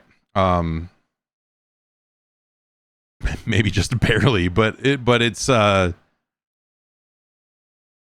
dang, man. It doesn't sound great. John Dwyer, you know, maybe didn't do an awesome job with the sound. Dan Burke didn't really do an amazing job graphically. It's the sort of thing where it's like, for an unlicensed game, you're like, yeah, okay. You did a little bit more than the average, you know. But, you know, taken against the whole catalog, obviously, it's a very different story. It just feels bad. It's you know, there's nothing wrong with it conceptually. You run to the right, you swing your sword, you hit dudes. And it presents you with a bunch of guys. And at times has like you know, at times you could point to it and say like, here it is. They've invented the platform fighter. It's 4 characters jumping around on a static screen and it sucks. Just like a good platform fighter does. But, you know, the hit reactions and the lack thereof, or rather like inconsistent hit reactions, like the big guy seemed to have them, but most of the smaller ones kind of didn't. The range on your attack is like weird and hard to know. The way that random attacks seem to come out, including one that lunges you forward ever so slightly, it is a choice that they made, a bad one for a game that does have, you know, pits that you can die in, occasionally having you, you know, glide off the edge into a pit because it did the kick instead of the swing, and it just seems to do that randomly. Like, that's not a good outcome either. It's ugly in the way a lot of these games are, you know, like that's not, I don't know. But it's like there's a weird complexity to some of the enemy design that just makes it hard to parse what you're even looking at. Like that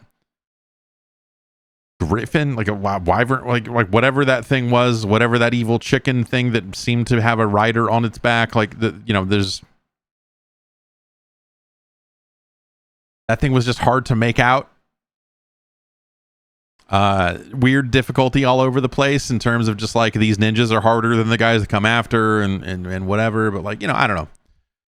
There's almost no point in picking it apart because it's just bad across the board, but we do have to figure out just how bad that is. It is worse than Hillsfar. I can tell you that much right here, right now.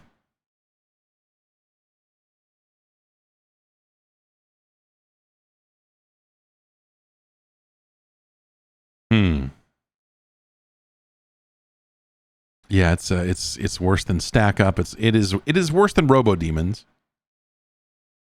It is worse than Rollerblade Racer. It is worse than Thundercade. I would rather be trapped on an island with a copy of Wayne's World or a broken like NFL is a better game. You would be better off playing The Adventures of Rocky and Bullwinkle and Friends. Exterminator, the Western Exterminator, is definitely a better game. Castle of Deceit, certainly a better game. I mean, Bill and Ted's Excellent Video Game Adventure is a better game.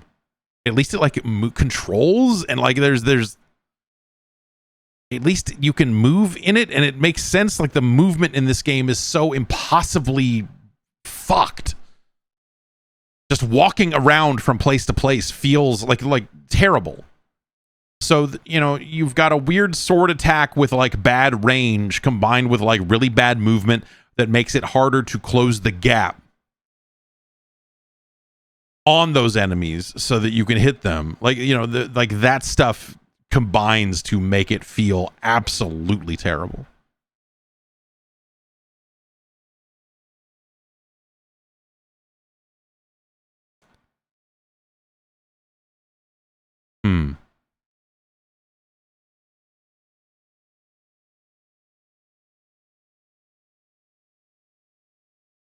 But it's better than Heroes of the Lance.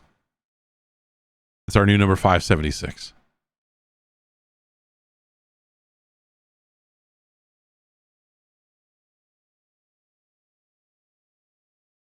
I have already blocked out the name of this game. Oh, Challenge of the Dragon, right.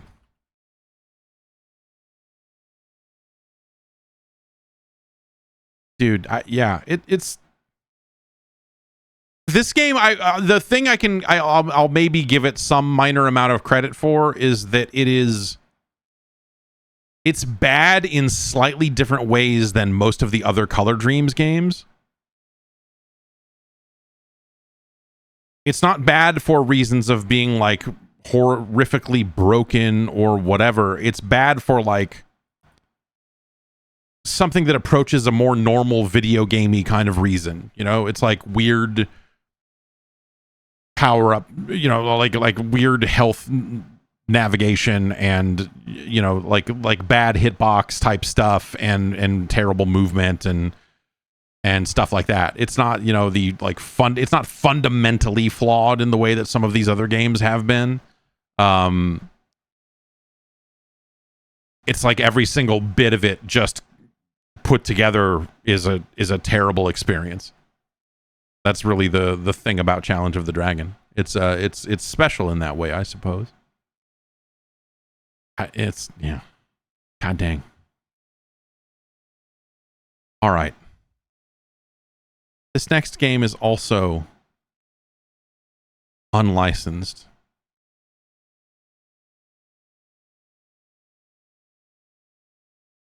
This is a lot of, you know, like to me, this harkens back to a simpler era when the name of the game just told you everything you needed to know about it. Much like everything we saw, you know, back in the Atari 2600 days, in television. Here we have Blackjack.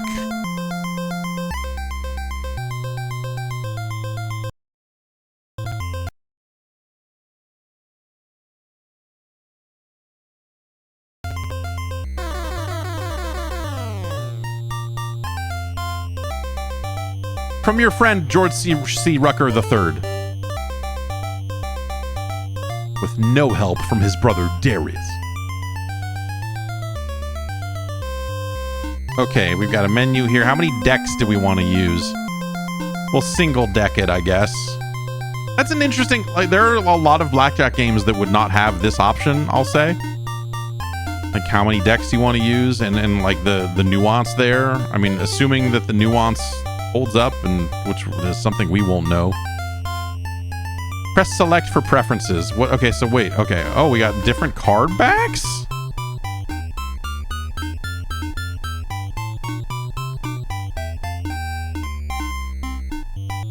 We're turning music on.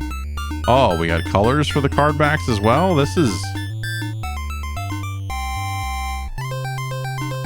Okay, table limit 1,000. We'll start with 100. Well, we'll start with 500. Why not? Oh, who cares? Maybe I should not have left music on. Now that we're... Let's bet it all. Oh boy.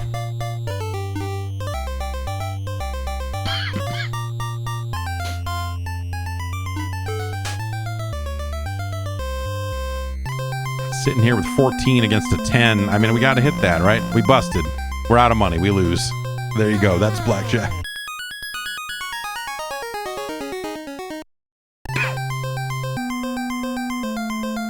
I'm gonna leave it at the default and have the music default because it was defaulted to music off. We'll bet 10. 16. I'll stand on 16. Dealer got 18. We lose. This is weird in like kind of a throwback sort of way. Like this, again, this reminds me of like a lot of the, you know, kind of generic shitty card games you would get on the 2600, the Intellivision, like that era of console. I don't, you know, that doesn't mean that this is like good. Ugh. But like the audio is very standard and in line with what you would expect from that era of, you know, big buzzers and beeps and whatever else, right? Let's hit this. Okay, 14. Let's, yeah, we busted again. We're doing great.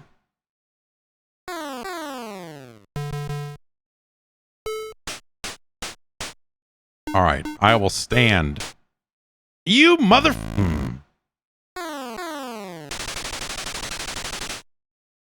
That's a really crazy shuffling noise. But it's got a shuffling noise, you know? All right, we're gonna... Yay!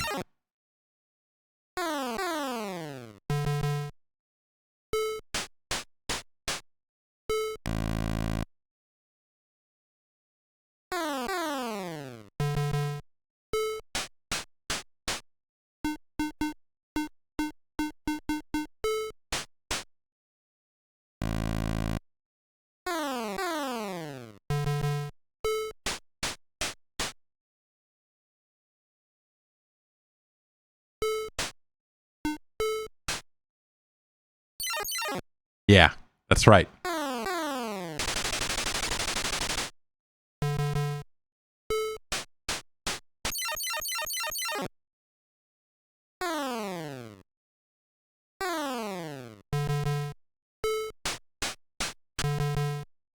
Do we want insurance?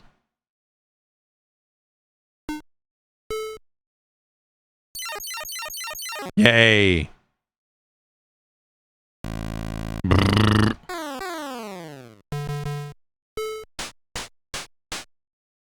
12.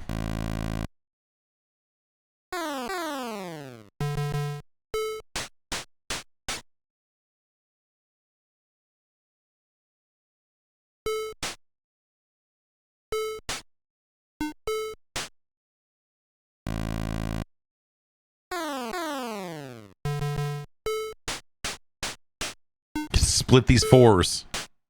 Gonna split. Can I split these? Oh, so you can't. I even. It's interesting. It's cool that we got into this situation because now we know that you can't. I think in actual blackjack, like I'd be able to split these fours too, right? They'll happily let you fucking play a billion hands and lose them all. But I was gonna say I'm actually like mildly impressed that this game lets you split or double down at all. Why do we have all the fours out here? This feels rigged, man. And I can't double down this. I mean, not that I would, but, you know, like...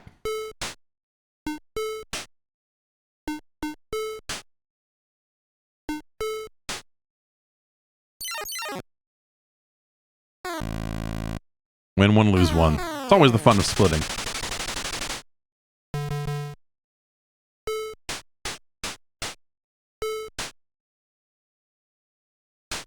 It won't even let me, like, if you get 21, it will not even let you hit again. It's just like, all right, you're done.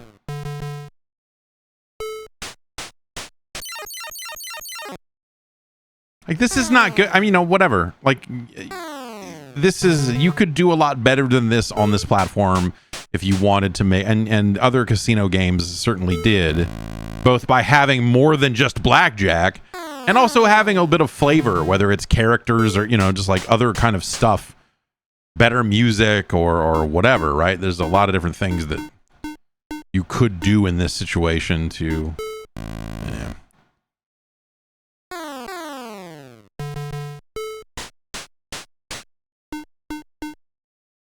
I can't split... Yeah, I was gonna say.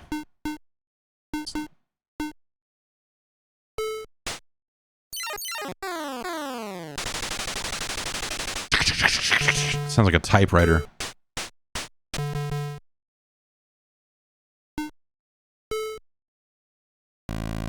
Dealer hand, not blackjack.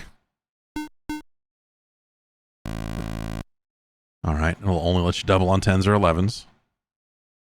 Some games I feel like would let you double anything if you wanted to.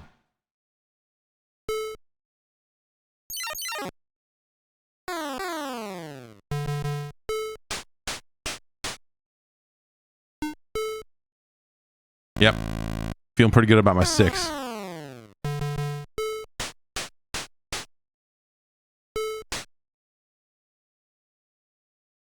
I mean, dealer showing a face card, like, you know, like we're gonna, okay, we lost anyway, but.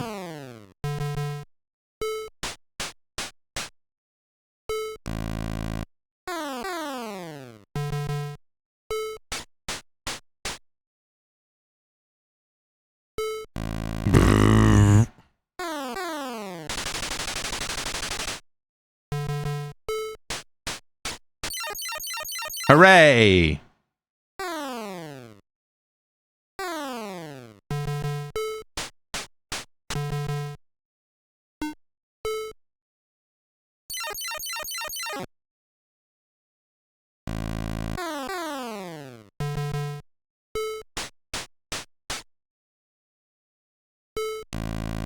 Oh.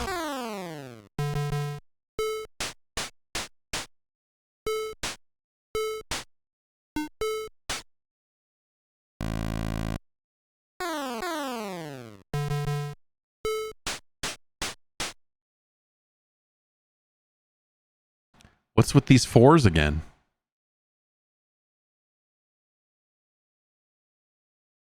I feel like I need to split them and see if it... Yeah, what the hell? Does it just have... I mean, we're playing single deck, so... But, like, the cards are getting shuffled, right? I feel like this is the part where I pull my gun out and put it in the dealer's face.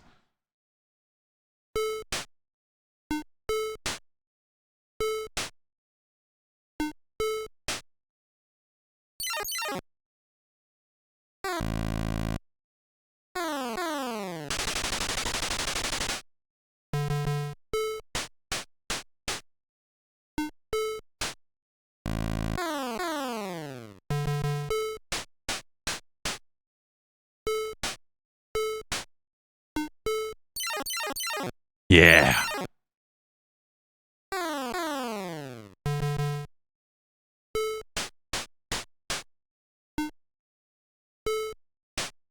Come on.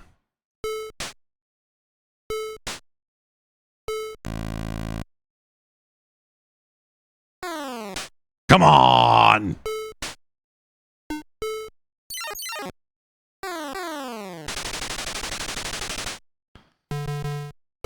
I wonder if this... Yeah, I wonder if this just has, like... weird, like, what is the logic that they're using to deal these cards? Is it truly shuffling a deck in the background? I mean, like, getting those 4-4s in a row seems like, again, something that would be actually fucking impossible to happen. Like, the odds of that happening with a real deck of cards seem like it would be... Seems like it would be impossible.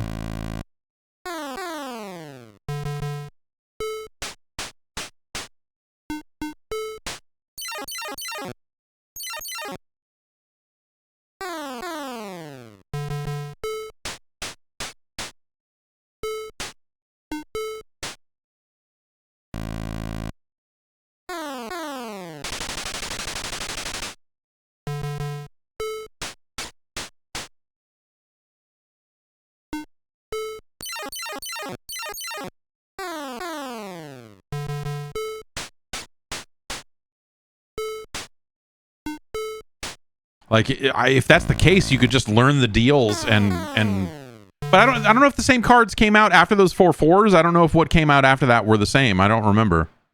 We'd have to go back and look. But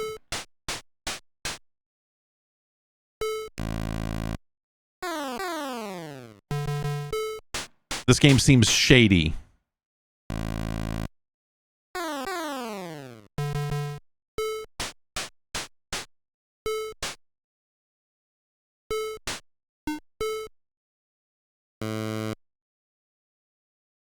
A push.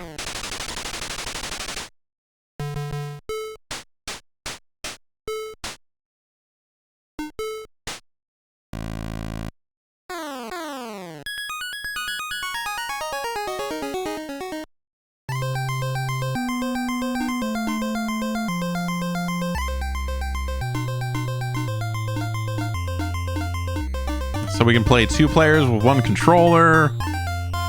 Raise the betting limit.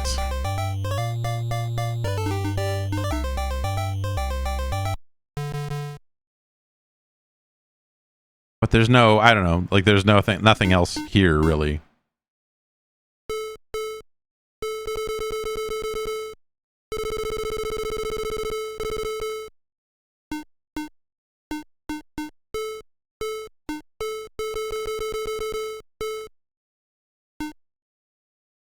I thought the table limit was like 10,000. Why can't I?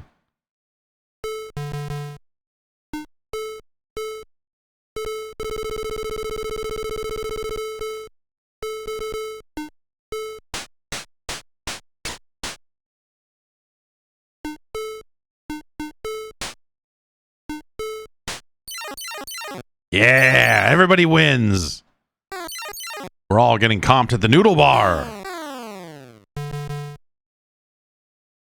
That's Blackjack.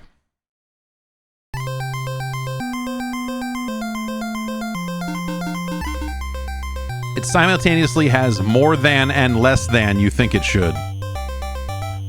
You know what I mean? Like having multiple card backs and colors. Like these features are surprising, I will say. Like having the ability to pick, you know, like how many decks are in the shoe or whatever, is interesting, but also the way this is built seems fake and phony. You know, like it just, yeah, I don't know. Like a lot of this is going to come down to how good was their random number generator, right? Like how random is their randomness?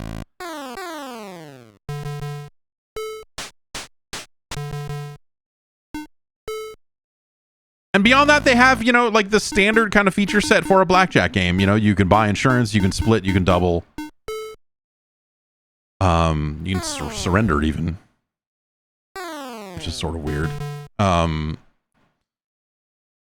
it's this one screen, you know, like there's no, it'd be nice if you could see some faces and, you know, like if they basically, a game show games level of customization. Like Win, Lose, or Draw or Family Feud or some of that stuff. Just here's some character faces and you can pick one of them. You know, something resembling a career mode.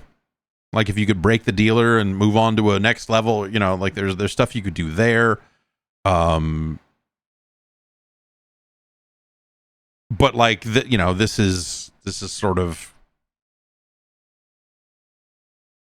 run of the mill for a bygone era. You know what I mean?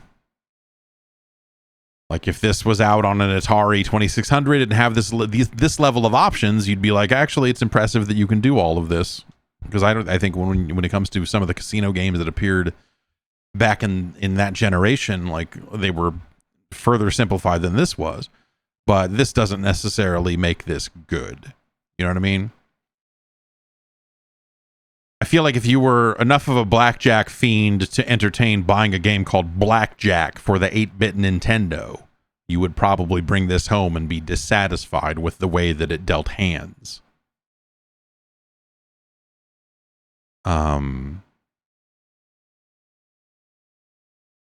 Because yeah, getting those 4-4s twice in a row, or not in a row, but twice in one game feels like enough to break this whole thing for me. I mean, it's already like a pretty, you know, kind of whatever sort of deal, right? But something about that leaves a real nasty taste in my mouth, for sure. Yes, you could also just buy a deck of cards. The nice thing about Blackjack is that the dealer plays to very specific rules, and so it's very, like, if you just sat there with a deck of cards, you could play Blackjack. And, you know, the dealer does what the dealer does, and you could just do that. So sure, you could do that. It's like win, lose, or draw in a way, you know, like you just look at it and go like, this doesn't. You didn't need to make this. You didn't really need to make this.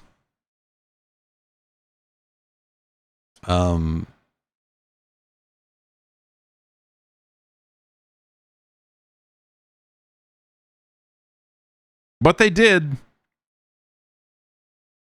And, you know, there are other better casino games on this platform. I think that, like, the NES is not a great platform for casino gaming, for gambling games. I don't think that there are any that are truly great. You know, Casino Kids, stuff like that, are like, there are interesting things about some of that stuff, but I don't know. If I'm going for, like, like a console gambling game, maybe it's Vegas Stakes on the SNES. Those slot machine games on the Neo Geo Pocket. I played way more of those than anyone should. And that's kind of it. Yeah, I don't know. That's kind of it. But, like, this is functional. And, like, again, for an unlicensed, for a game what they just called Blackjack.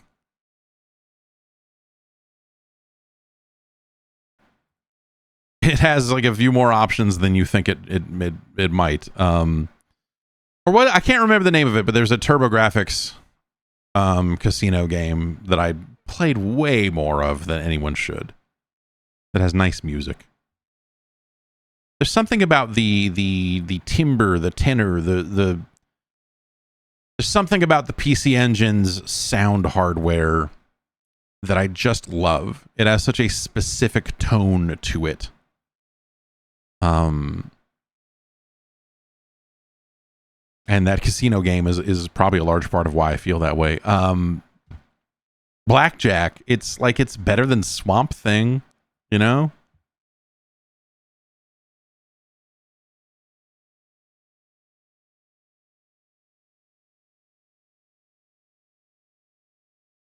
But it's worse than Family Feud.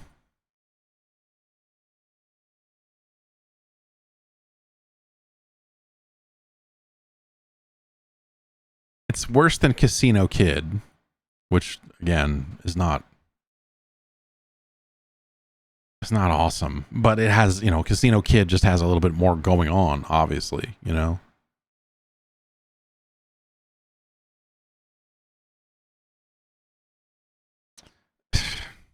Super Pitfall is a terrible video game, but...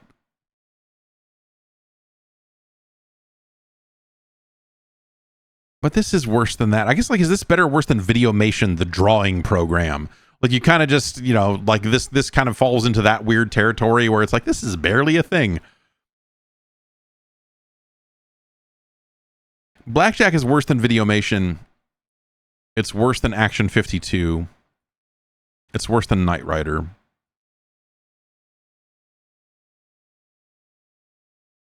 It's better than Taboo, The Sixth Sense. It's better than Major League Baseball, but it's no Cybernoid the Fighting Machine. It's our new 522. Congratulations to Blackjack.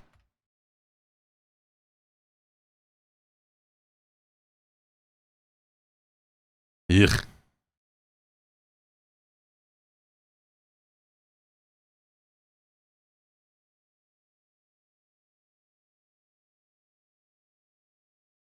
And there you have it.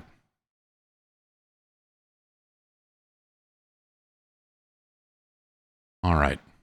What's up next? All right. Cheeto wanted to see this one. And man, there's another one of these after this. There's like, there are more of these on this platform than I thought. That's all right. Here we have your friends at Jalico. It's Bases Loaded 3.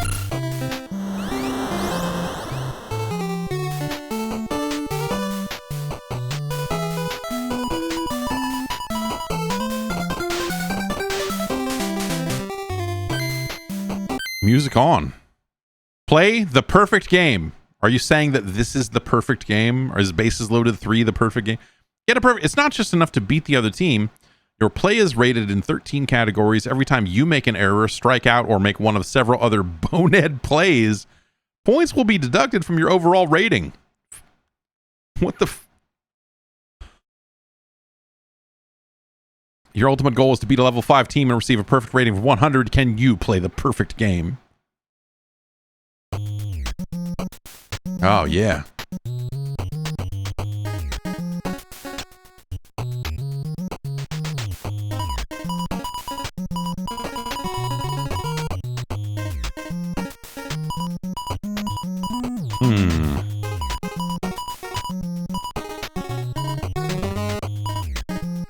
I'm going to be L.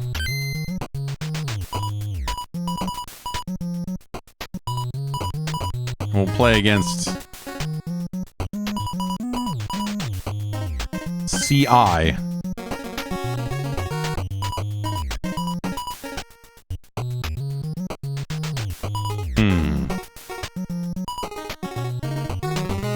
Chicago, LA, or New York? The short porch in right.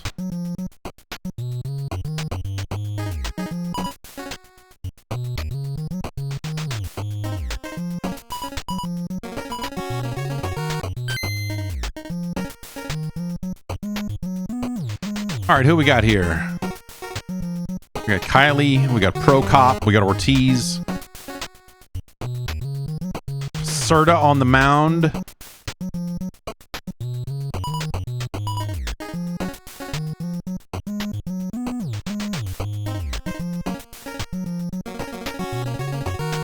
Why do we have a... So, like... So my question is, why you got Pro Cop in here batting cleanup, 270, 34 home runs, when you got Quinn on the bench, 307, 50 home runs?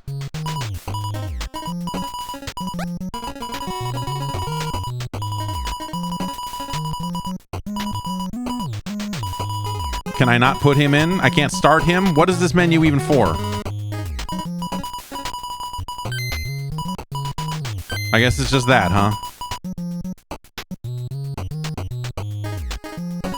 Cannot make that substitution. It will not allow it.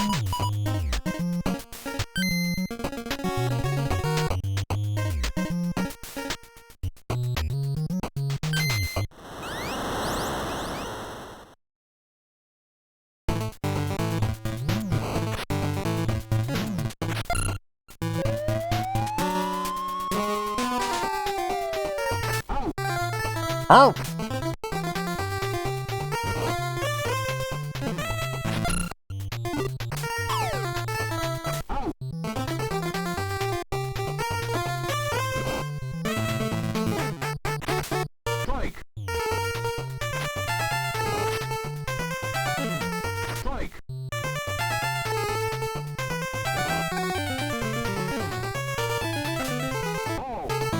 Good eye, good eye. Good eye, me. Oh, God! How do I charge the mound?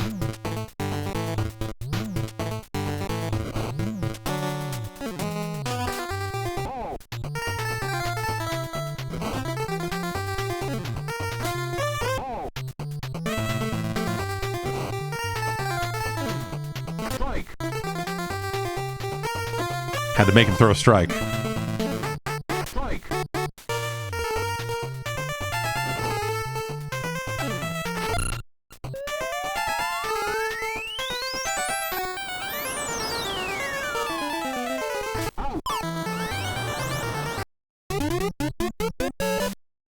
What was that? Wacky noise.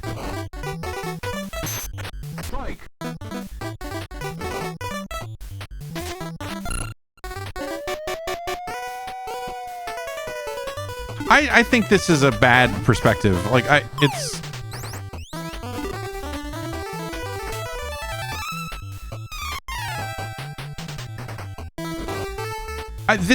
This is better than Bases Loaded 2. I'll tell you that right off the bat.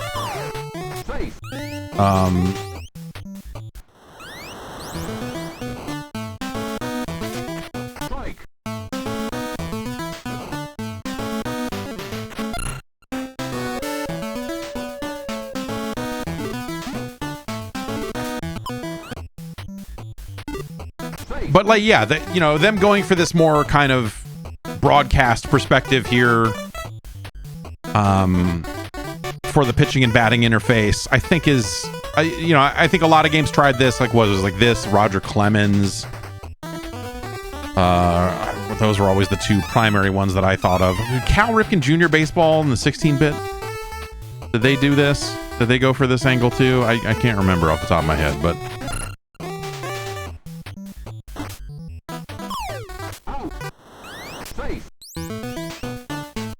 The music is pretty good here, I'll say. But I think a lot of this, yeah, just from a...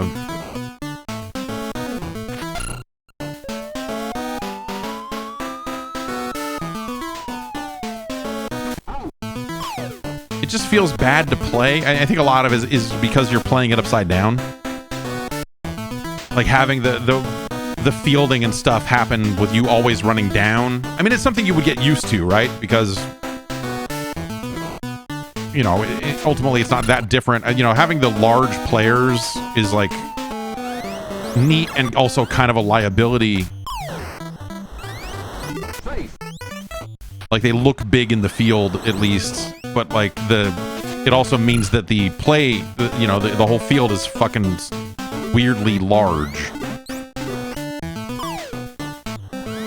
And that feels a little strange. You know, they've reversed the controls that you get used to from a normal baseball game where, you know, you're pushing down to throw the second base and up to throw home.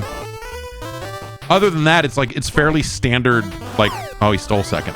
It's like, it's fairly standard baseball controls. It's just completely upside down. And also you have to throw high-low here. You know, you're selecting a speed, and then after the pitch is, as the pitch is coming out, you're still kind of making selections. I don't know where my guy is, but we still caught it, so good. And that little noise is the little bloopy ducky noise. Instrumentation there is real weird. Just a strange choice, but not bad.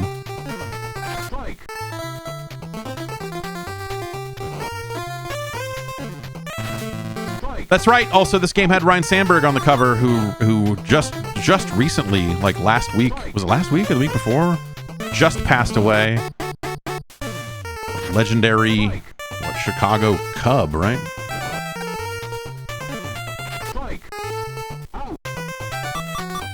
Come on. I think ultimately, I think that this is like a bad batting interface in terms of like.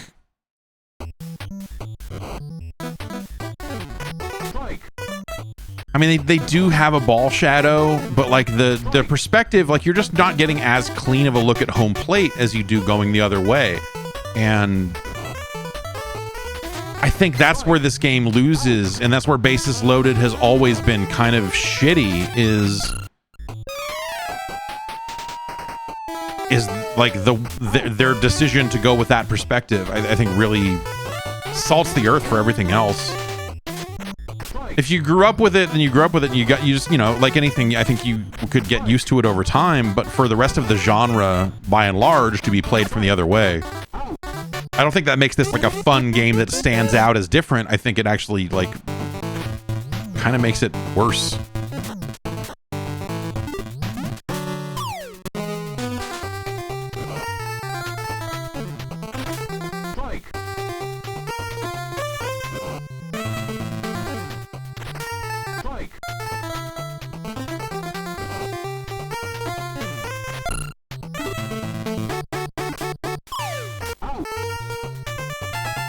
That was a low pitch, and I swung down to catch it, to like grab, to hit it, to pluck it out of the dirt, and it still is bouncing him, man.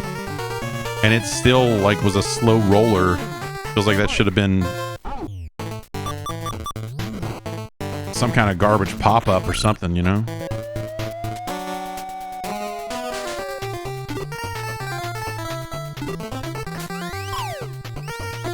Run back. Why isn't he running back? Okay.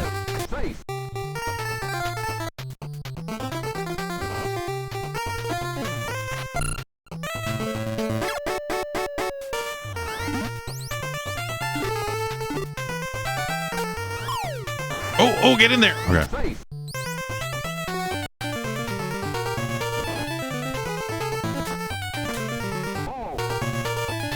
I do like the pitcher's willingness to throw fucking absolute junk.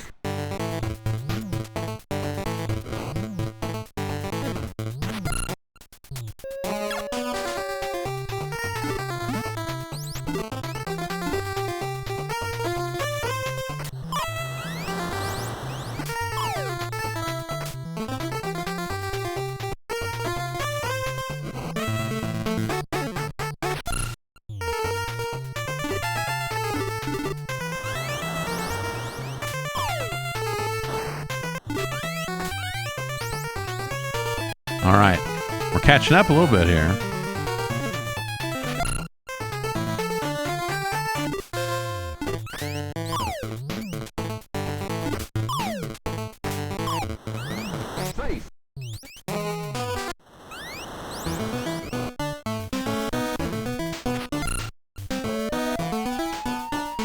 I think there are 2 outs. I'll just send everybody and hope for the best. All right, yeah.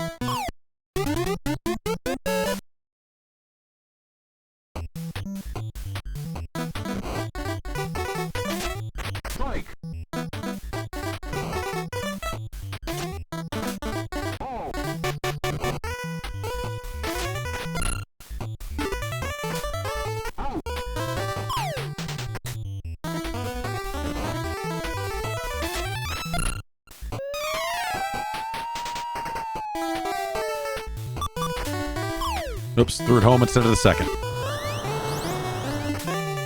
That's something you need to get used to, I guess.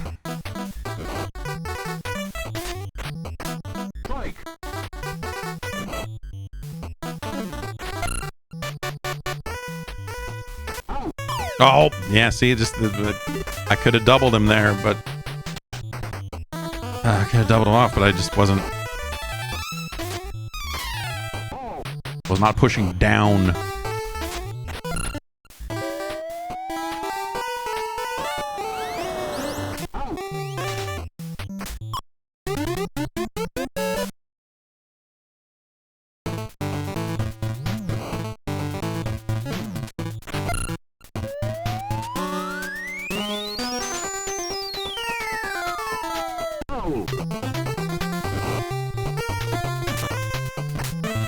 Throwing it behind me. We should be charging the mound here.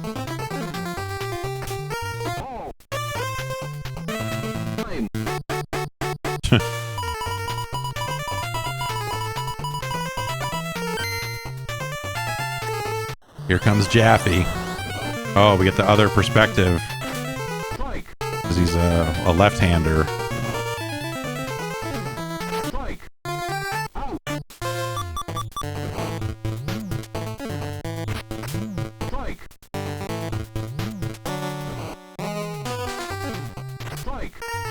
See, now this change, I'm like having a hard time adjusting to,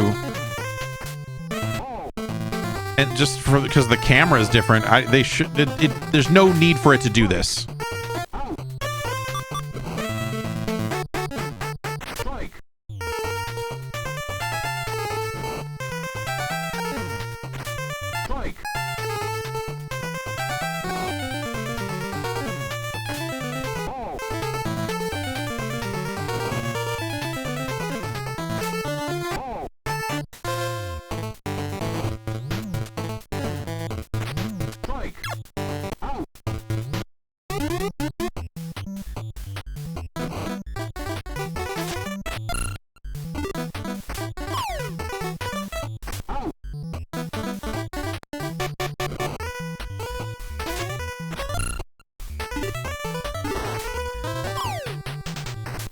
Ooh, just barely.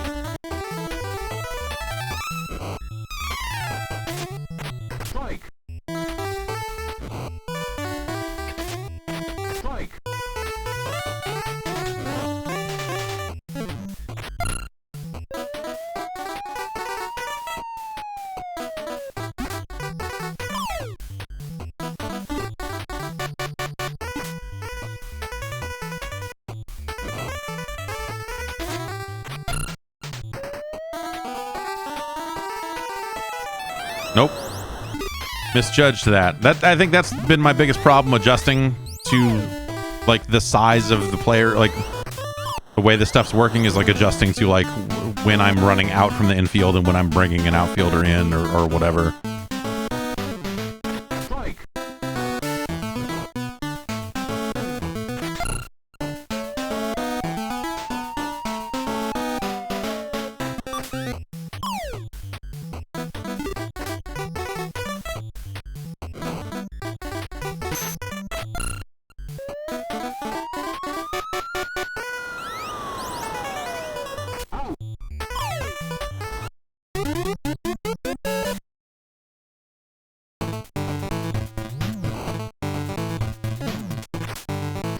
I hate the perspective change. Like I had gotten used to the other one, and this is fucked. I don't know why. Like I don't know why this is so much harder.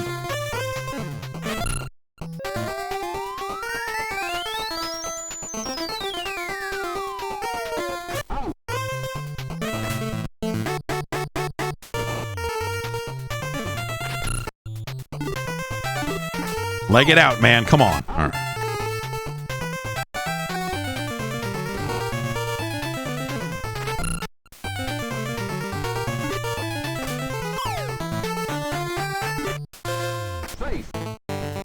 Yeah, I mean, in some weird way, it is. There is a real baseball thing to bring in the left-hander and everything's all fucking weird. I suppose. Oh, did I not? I thought I already had. Okay, yeah.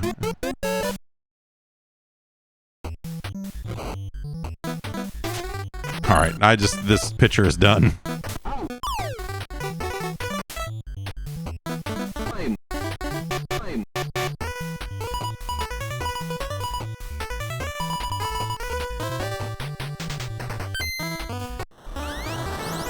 Gimme Casati. Sidearm.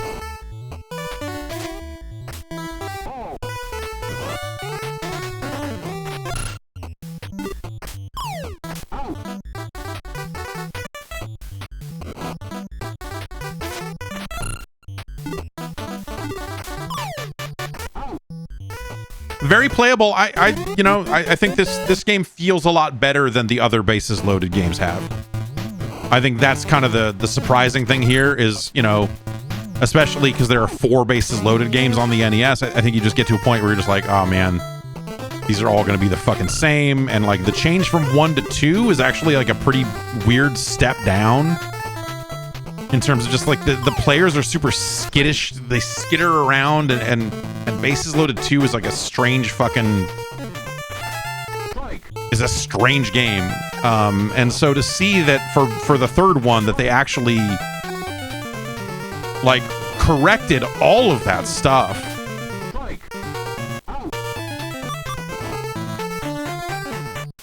is super impressive.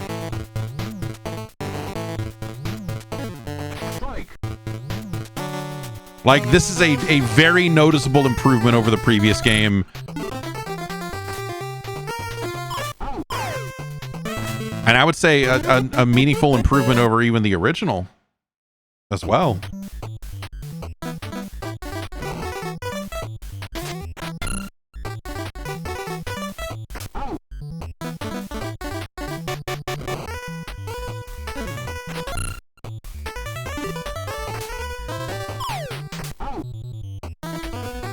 Yeah, it has actual music and not just like, baseball style, like a lot of baseball games developed in Japan go for, sounding like Japanese baseball. And they do that really well. I think, like RBI and some of that other stuff, like they do what they need to do, But here they were just like, screw it, we're going to have songs. Oh, he wasn't standing on the back. Oh my god. All right, that's kind of interesting that can happen and that the game deals with that.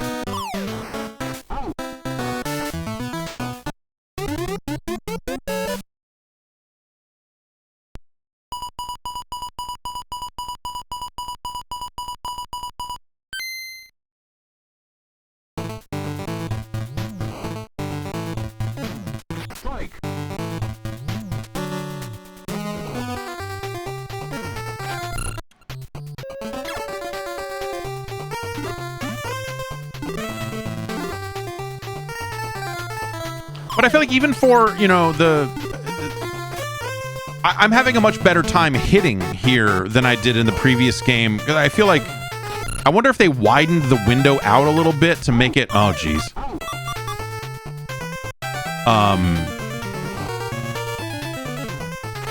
To just make the swinging, like the timing on the swings a little looser to emphasize more contact or something. Because I feel like in 1 and 2, I ran into a lot more situations of just like, it's hard to time the swings because the perspective is so weird. You know, there's just a lot of stuff there.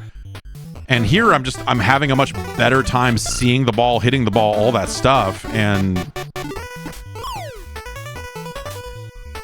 I wonder what they did to, because it's not like I suddenly got better at this perspective of baseball game.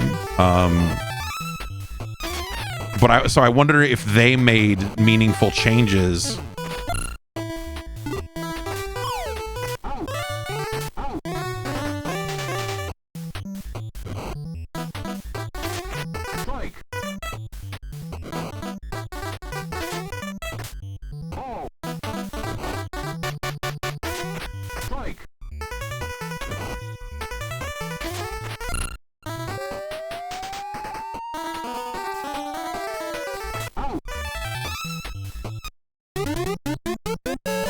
But I feel like I've adapted to this game much quicker than honestly, like I feel like most of the baseball games we've ranked, there's been like much more of a curve for me to get up to, like, you know, getting some hits, timing it.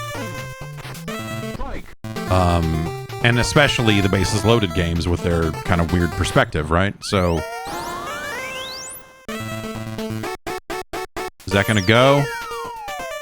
No, it's not. Run back. Get there. Oh, God. We've made a horrible mistake.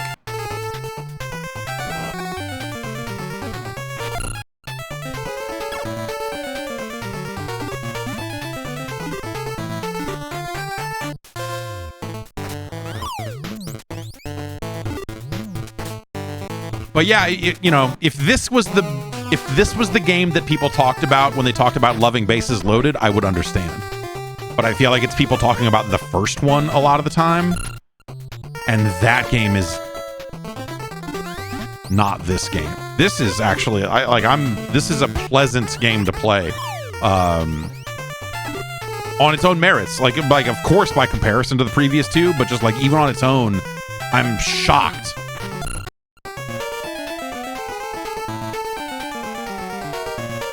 Oh, it dropped. Oh, and it's gonna roll all the way, sure. Send him, man. Slow roller to the wall.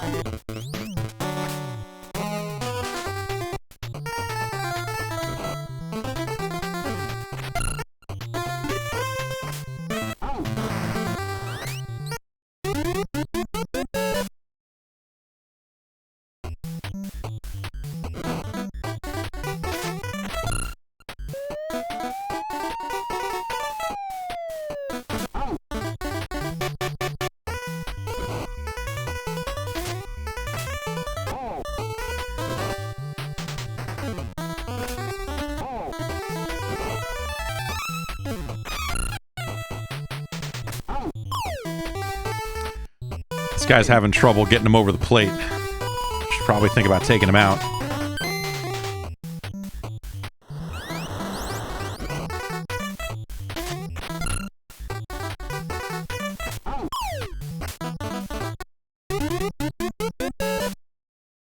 All right, here we go. Last chance.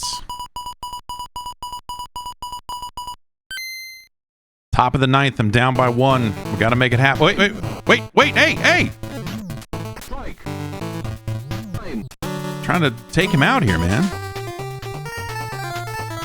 Oh, is this? Wait. So Casati's on the mound. Okay, so there's designated hitter here. So I'm not. Okay. I don't actually need to.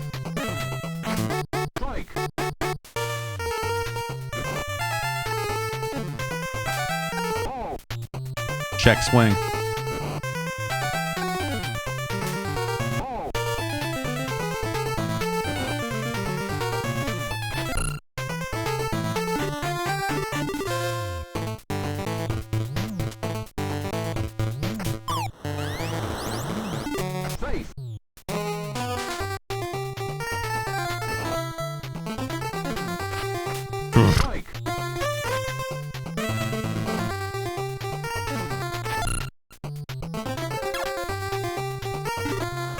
Nope, not enough to score him.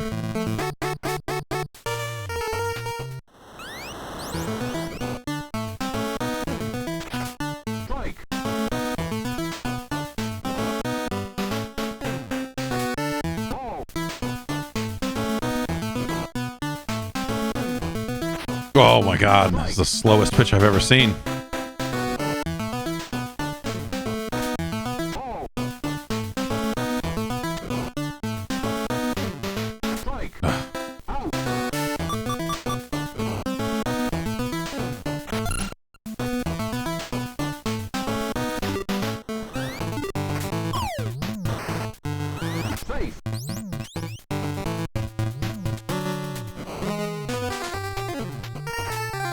Can't believe I swung at that.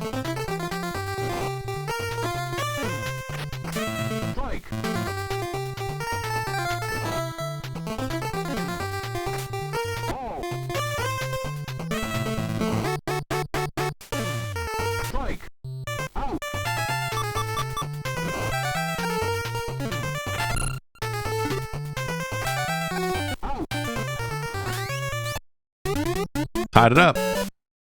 Tied it up.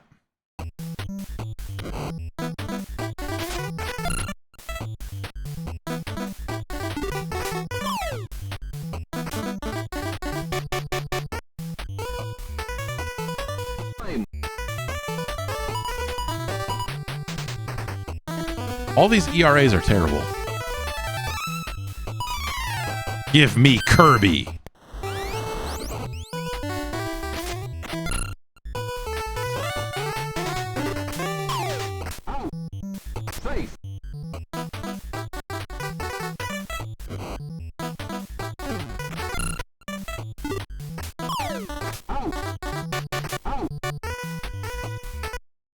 Extra innings, baby.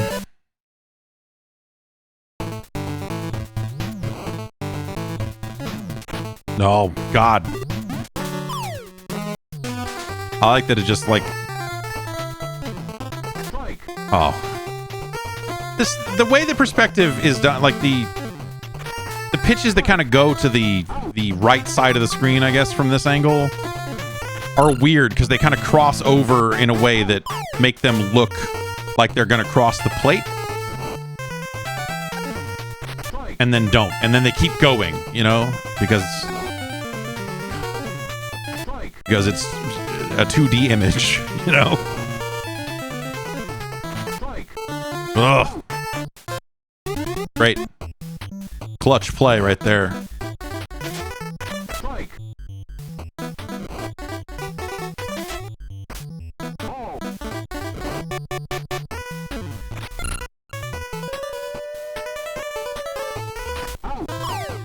Like I'm getting these hits to the outfield. Like I'm dialing it in a little bit here in a way that I would not have expected. Not there though, damn it.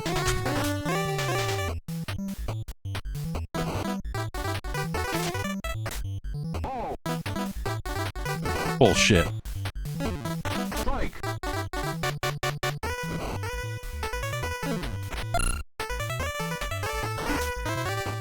Ah, that's not first base. The controls are reversed. Damn it.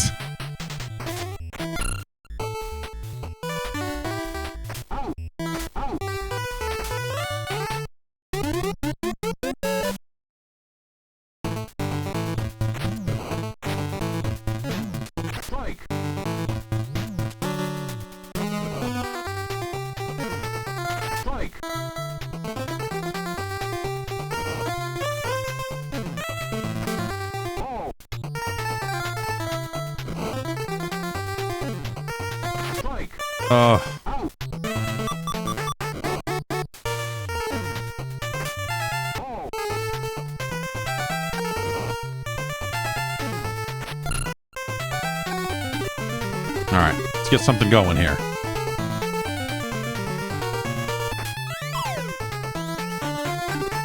Oh my God, I thought he threw to third. I thought for sure he would have thrown to third because I was running to third.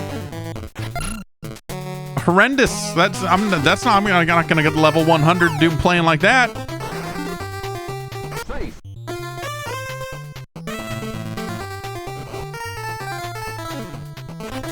Strike.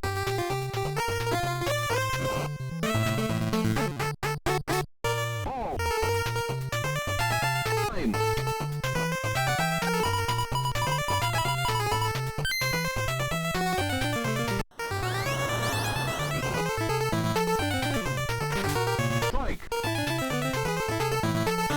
Come on. Do I have 2 outs or not? I can't remember. Yeah.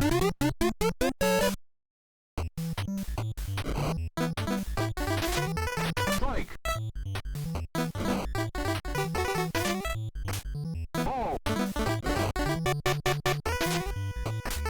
Ball.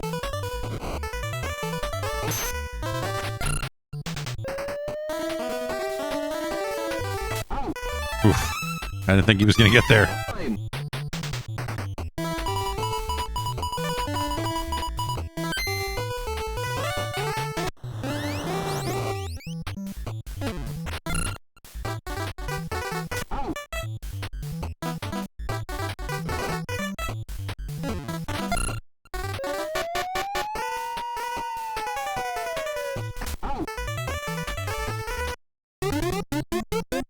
Okay.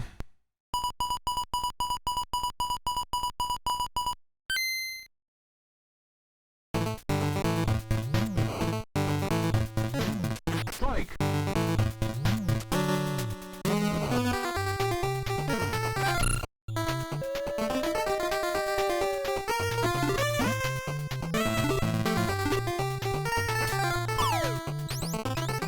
Safe.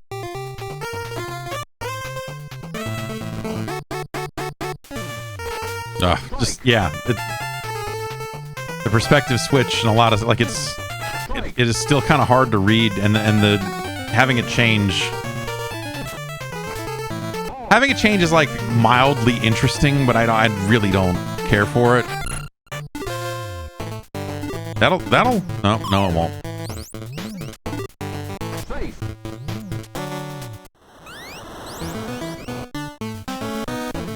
Strike.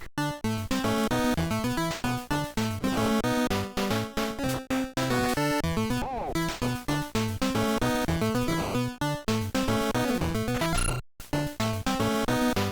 Fuck.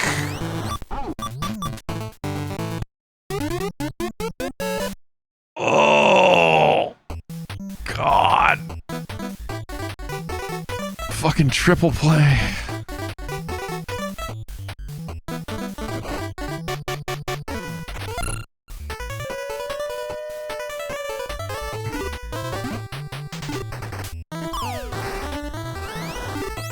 Oh. Strike.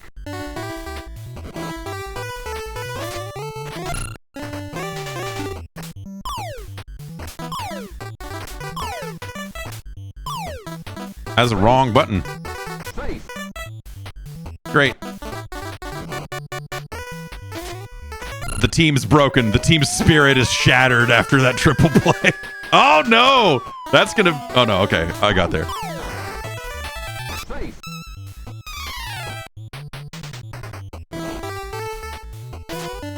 Strike.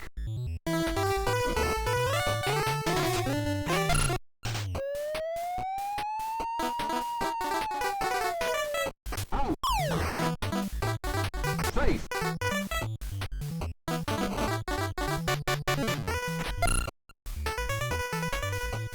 Out. All right, pull it together. Pull it together. Strike.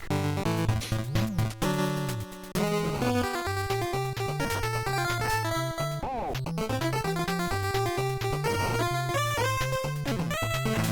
Strike.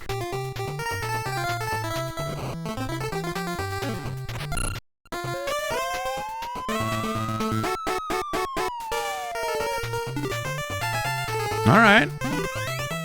All right. All right. Safe.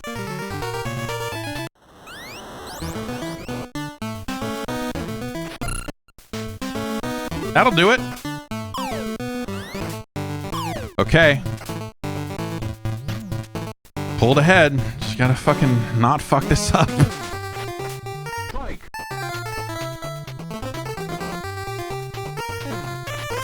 Ah, man.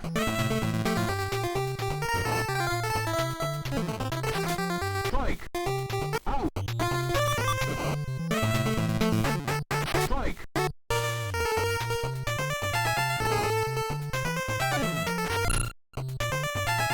Out. Out.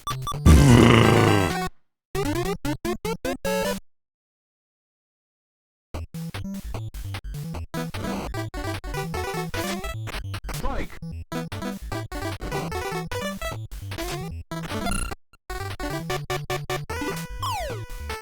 Safe. Fuck. Okay. All right. Okay.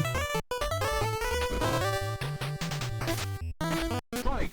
What? Oh, I was stealing. Oh my god. That's a smart steal there.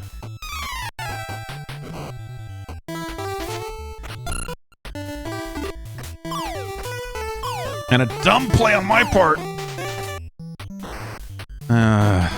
Should have just gone for the out. No, he didn't advance the runner. That's a good thing.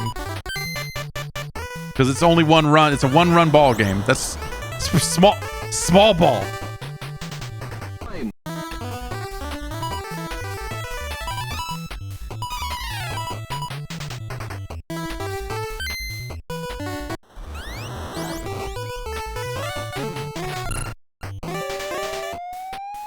Fuck. Out. Okay. Safe. For a sec, I thought that might go.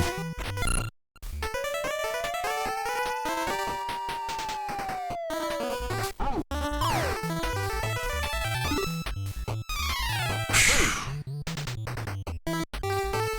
All right.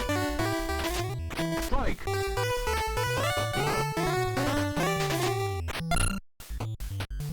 Out. That's it. We did it. Broke him. Look at those broken bats and broken dreams. I hope you fucking die. Give me 100. Okay, come on.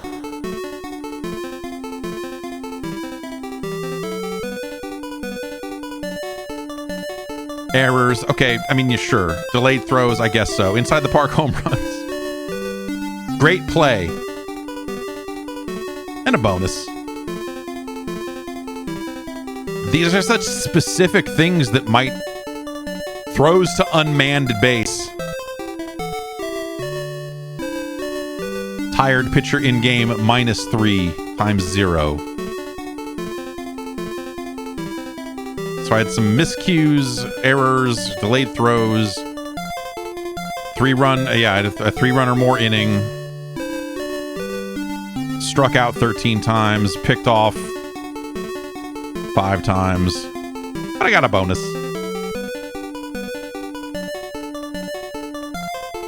This is an interesting idea. Like the metrics here I think are kind of weird.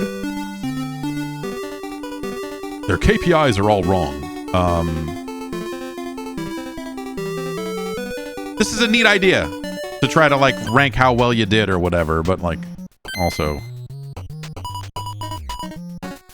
does this not have a way to save? My options there were to look at that screen and move to the next game, which like I don't want to play 2 of these in a row.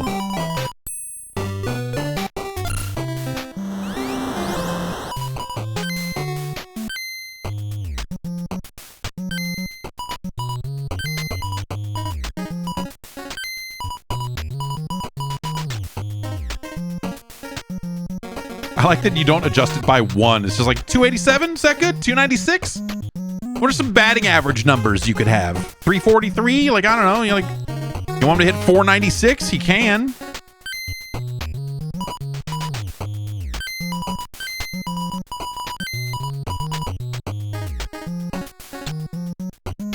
It's the maximum number of home runs, 60.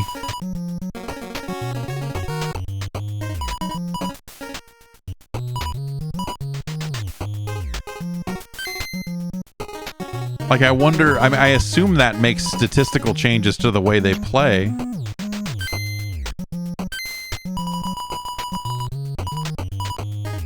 Like, you can't change their name. Oh, no, you can change it. Can you? Wait, can we change their name? No, we cannot. Can't go and change this guy's name to Batman.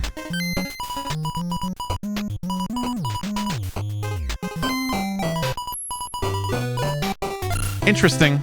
I guess, like, as an option there, editing teams. Does this have battery backup? I assume it must, but, like, I didn't see a... Because if you had to make those edits every time, that would be real dumb. Anyway, that space is loaded 3. Huh. Huh. Space is loaded 3? I'm surprised. Yeah, base is loaded 2 all the way down here in the 400s. Base is loaded 1 up here at 145.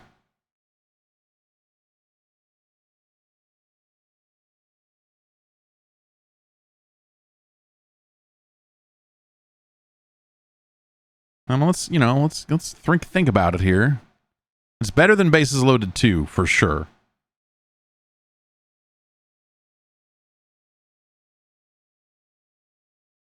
It's better than Greg Norman's golf power.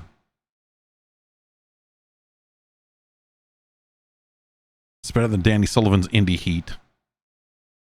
Is bases loaded 3 better or worse than Dino Wars? Destruction of Spondylus.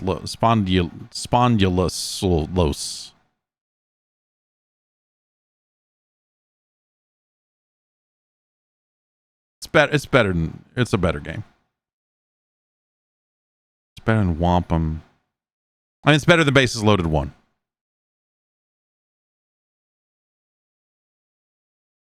You know? I'm really impressed with Bases Loaded 3. I am, like, again, seeing, like, as not a fan of Bases Loaded 1, but kind of begrudgingly saying, like, hey, you know, there's something to this game. To see the fall from Bases Loaded 1 to 2, because 2 is such a mess. I think that's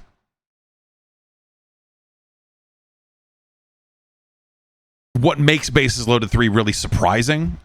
Is this idea that, like, dude, like, no, they fixed everything from 2, and on top of that, it is better than 1.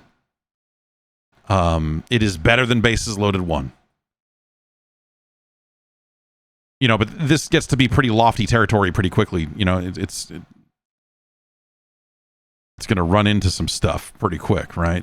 But, like, again, as someone who never liked any of the Bases Loaded games, I'm really shocked. I'm really surprised by the quality of Bases Loaded 3. It just feels much more playable. Like, you know, it just feels like they dialed in the fielding and that, like, you know, you kind of... It doesn't take as much to get used to it. Like, even with the kind of crummy perspective, which I still don't think that's like a great way to play a baseball game. And I think that, you know, having the pitchers change and that sort of stuff is sort of, you know, changing the camera angle and everything. I think that stuff is a little bit frustrating. And having the fielding be upside down, you know, it's weird compared to other baseball games, but kind of on its own merits, you know, scientifically speaking, I think that they do a really good job of making the batting feel easier. I'd be really curious to see someone pick these games apart and stare at the code for a while and see if they did anything different to the batting, again, to kind of loosen up the timing and loosen up the timing windows to just make you make contact a little more often. Because I feel like that was largely the problem with 1 and 2, is that those timing windows felt really tight and, you know, you just strike out a lot. If you're not used to that camera perspective, you're just kind of lost. This just, again, feels a lot more geared towards making things happen, right? No one plays a baseball game to sit there and stare at the pitching interface and have a pitcher's duel. Like, you're not playing, especially in this era, you're not playing an 8-bit fucking baseball game to try and outpitch each other. Though, I will say, like, you know, the camera perspective does afford some situations. Like, in some situations, it's really impressive because you can see, oh, that there's no way that ball's going to cross the plate.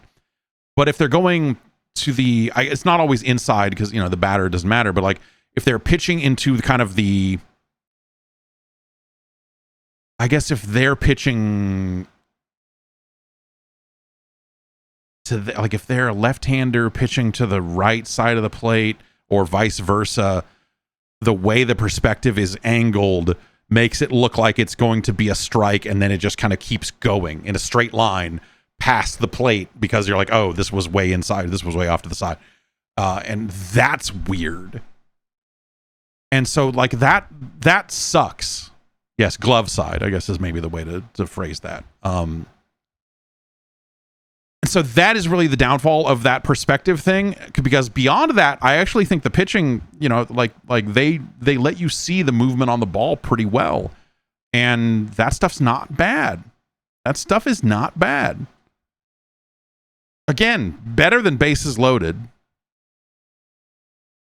It's better than the Bugs Bunny Crazy Castle.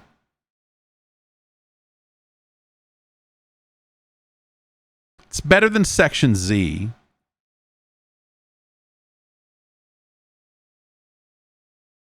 It's a better game than Amagon. It's better than Spot the video game. It's better than Urban Champion.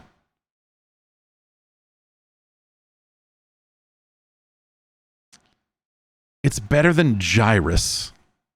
It is a better game than Abadox. It's a better game than Ghost Lion.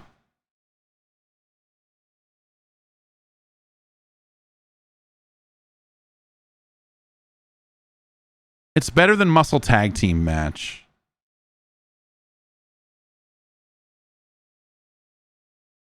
It's no RBI Baseball 2. Mega Man 4 is a better game.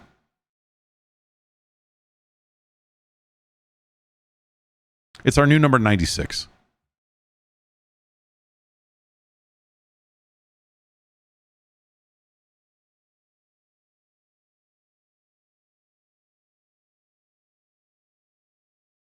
And are we Roman numeral? No, we are not. Okay.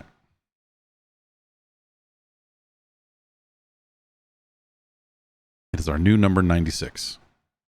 Which I'm surprised. I'm surprised to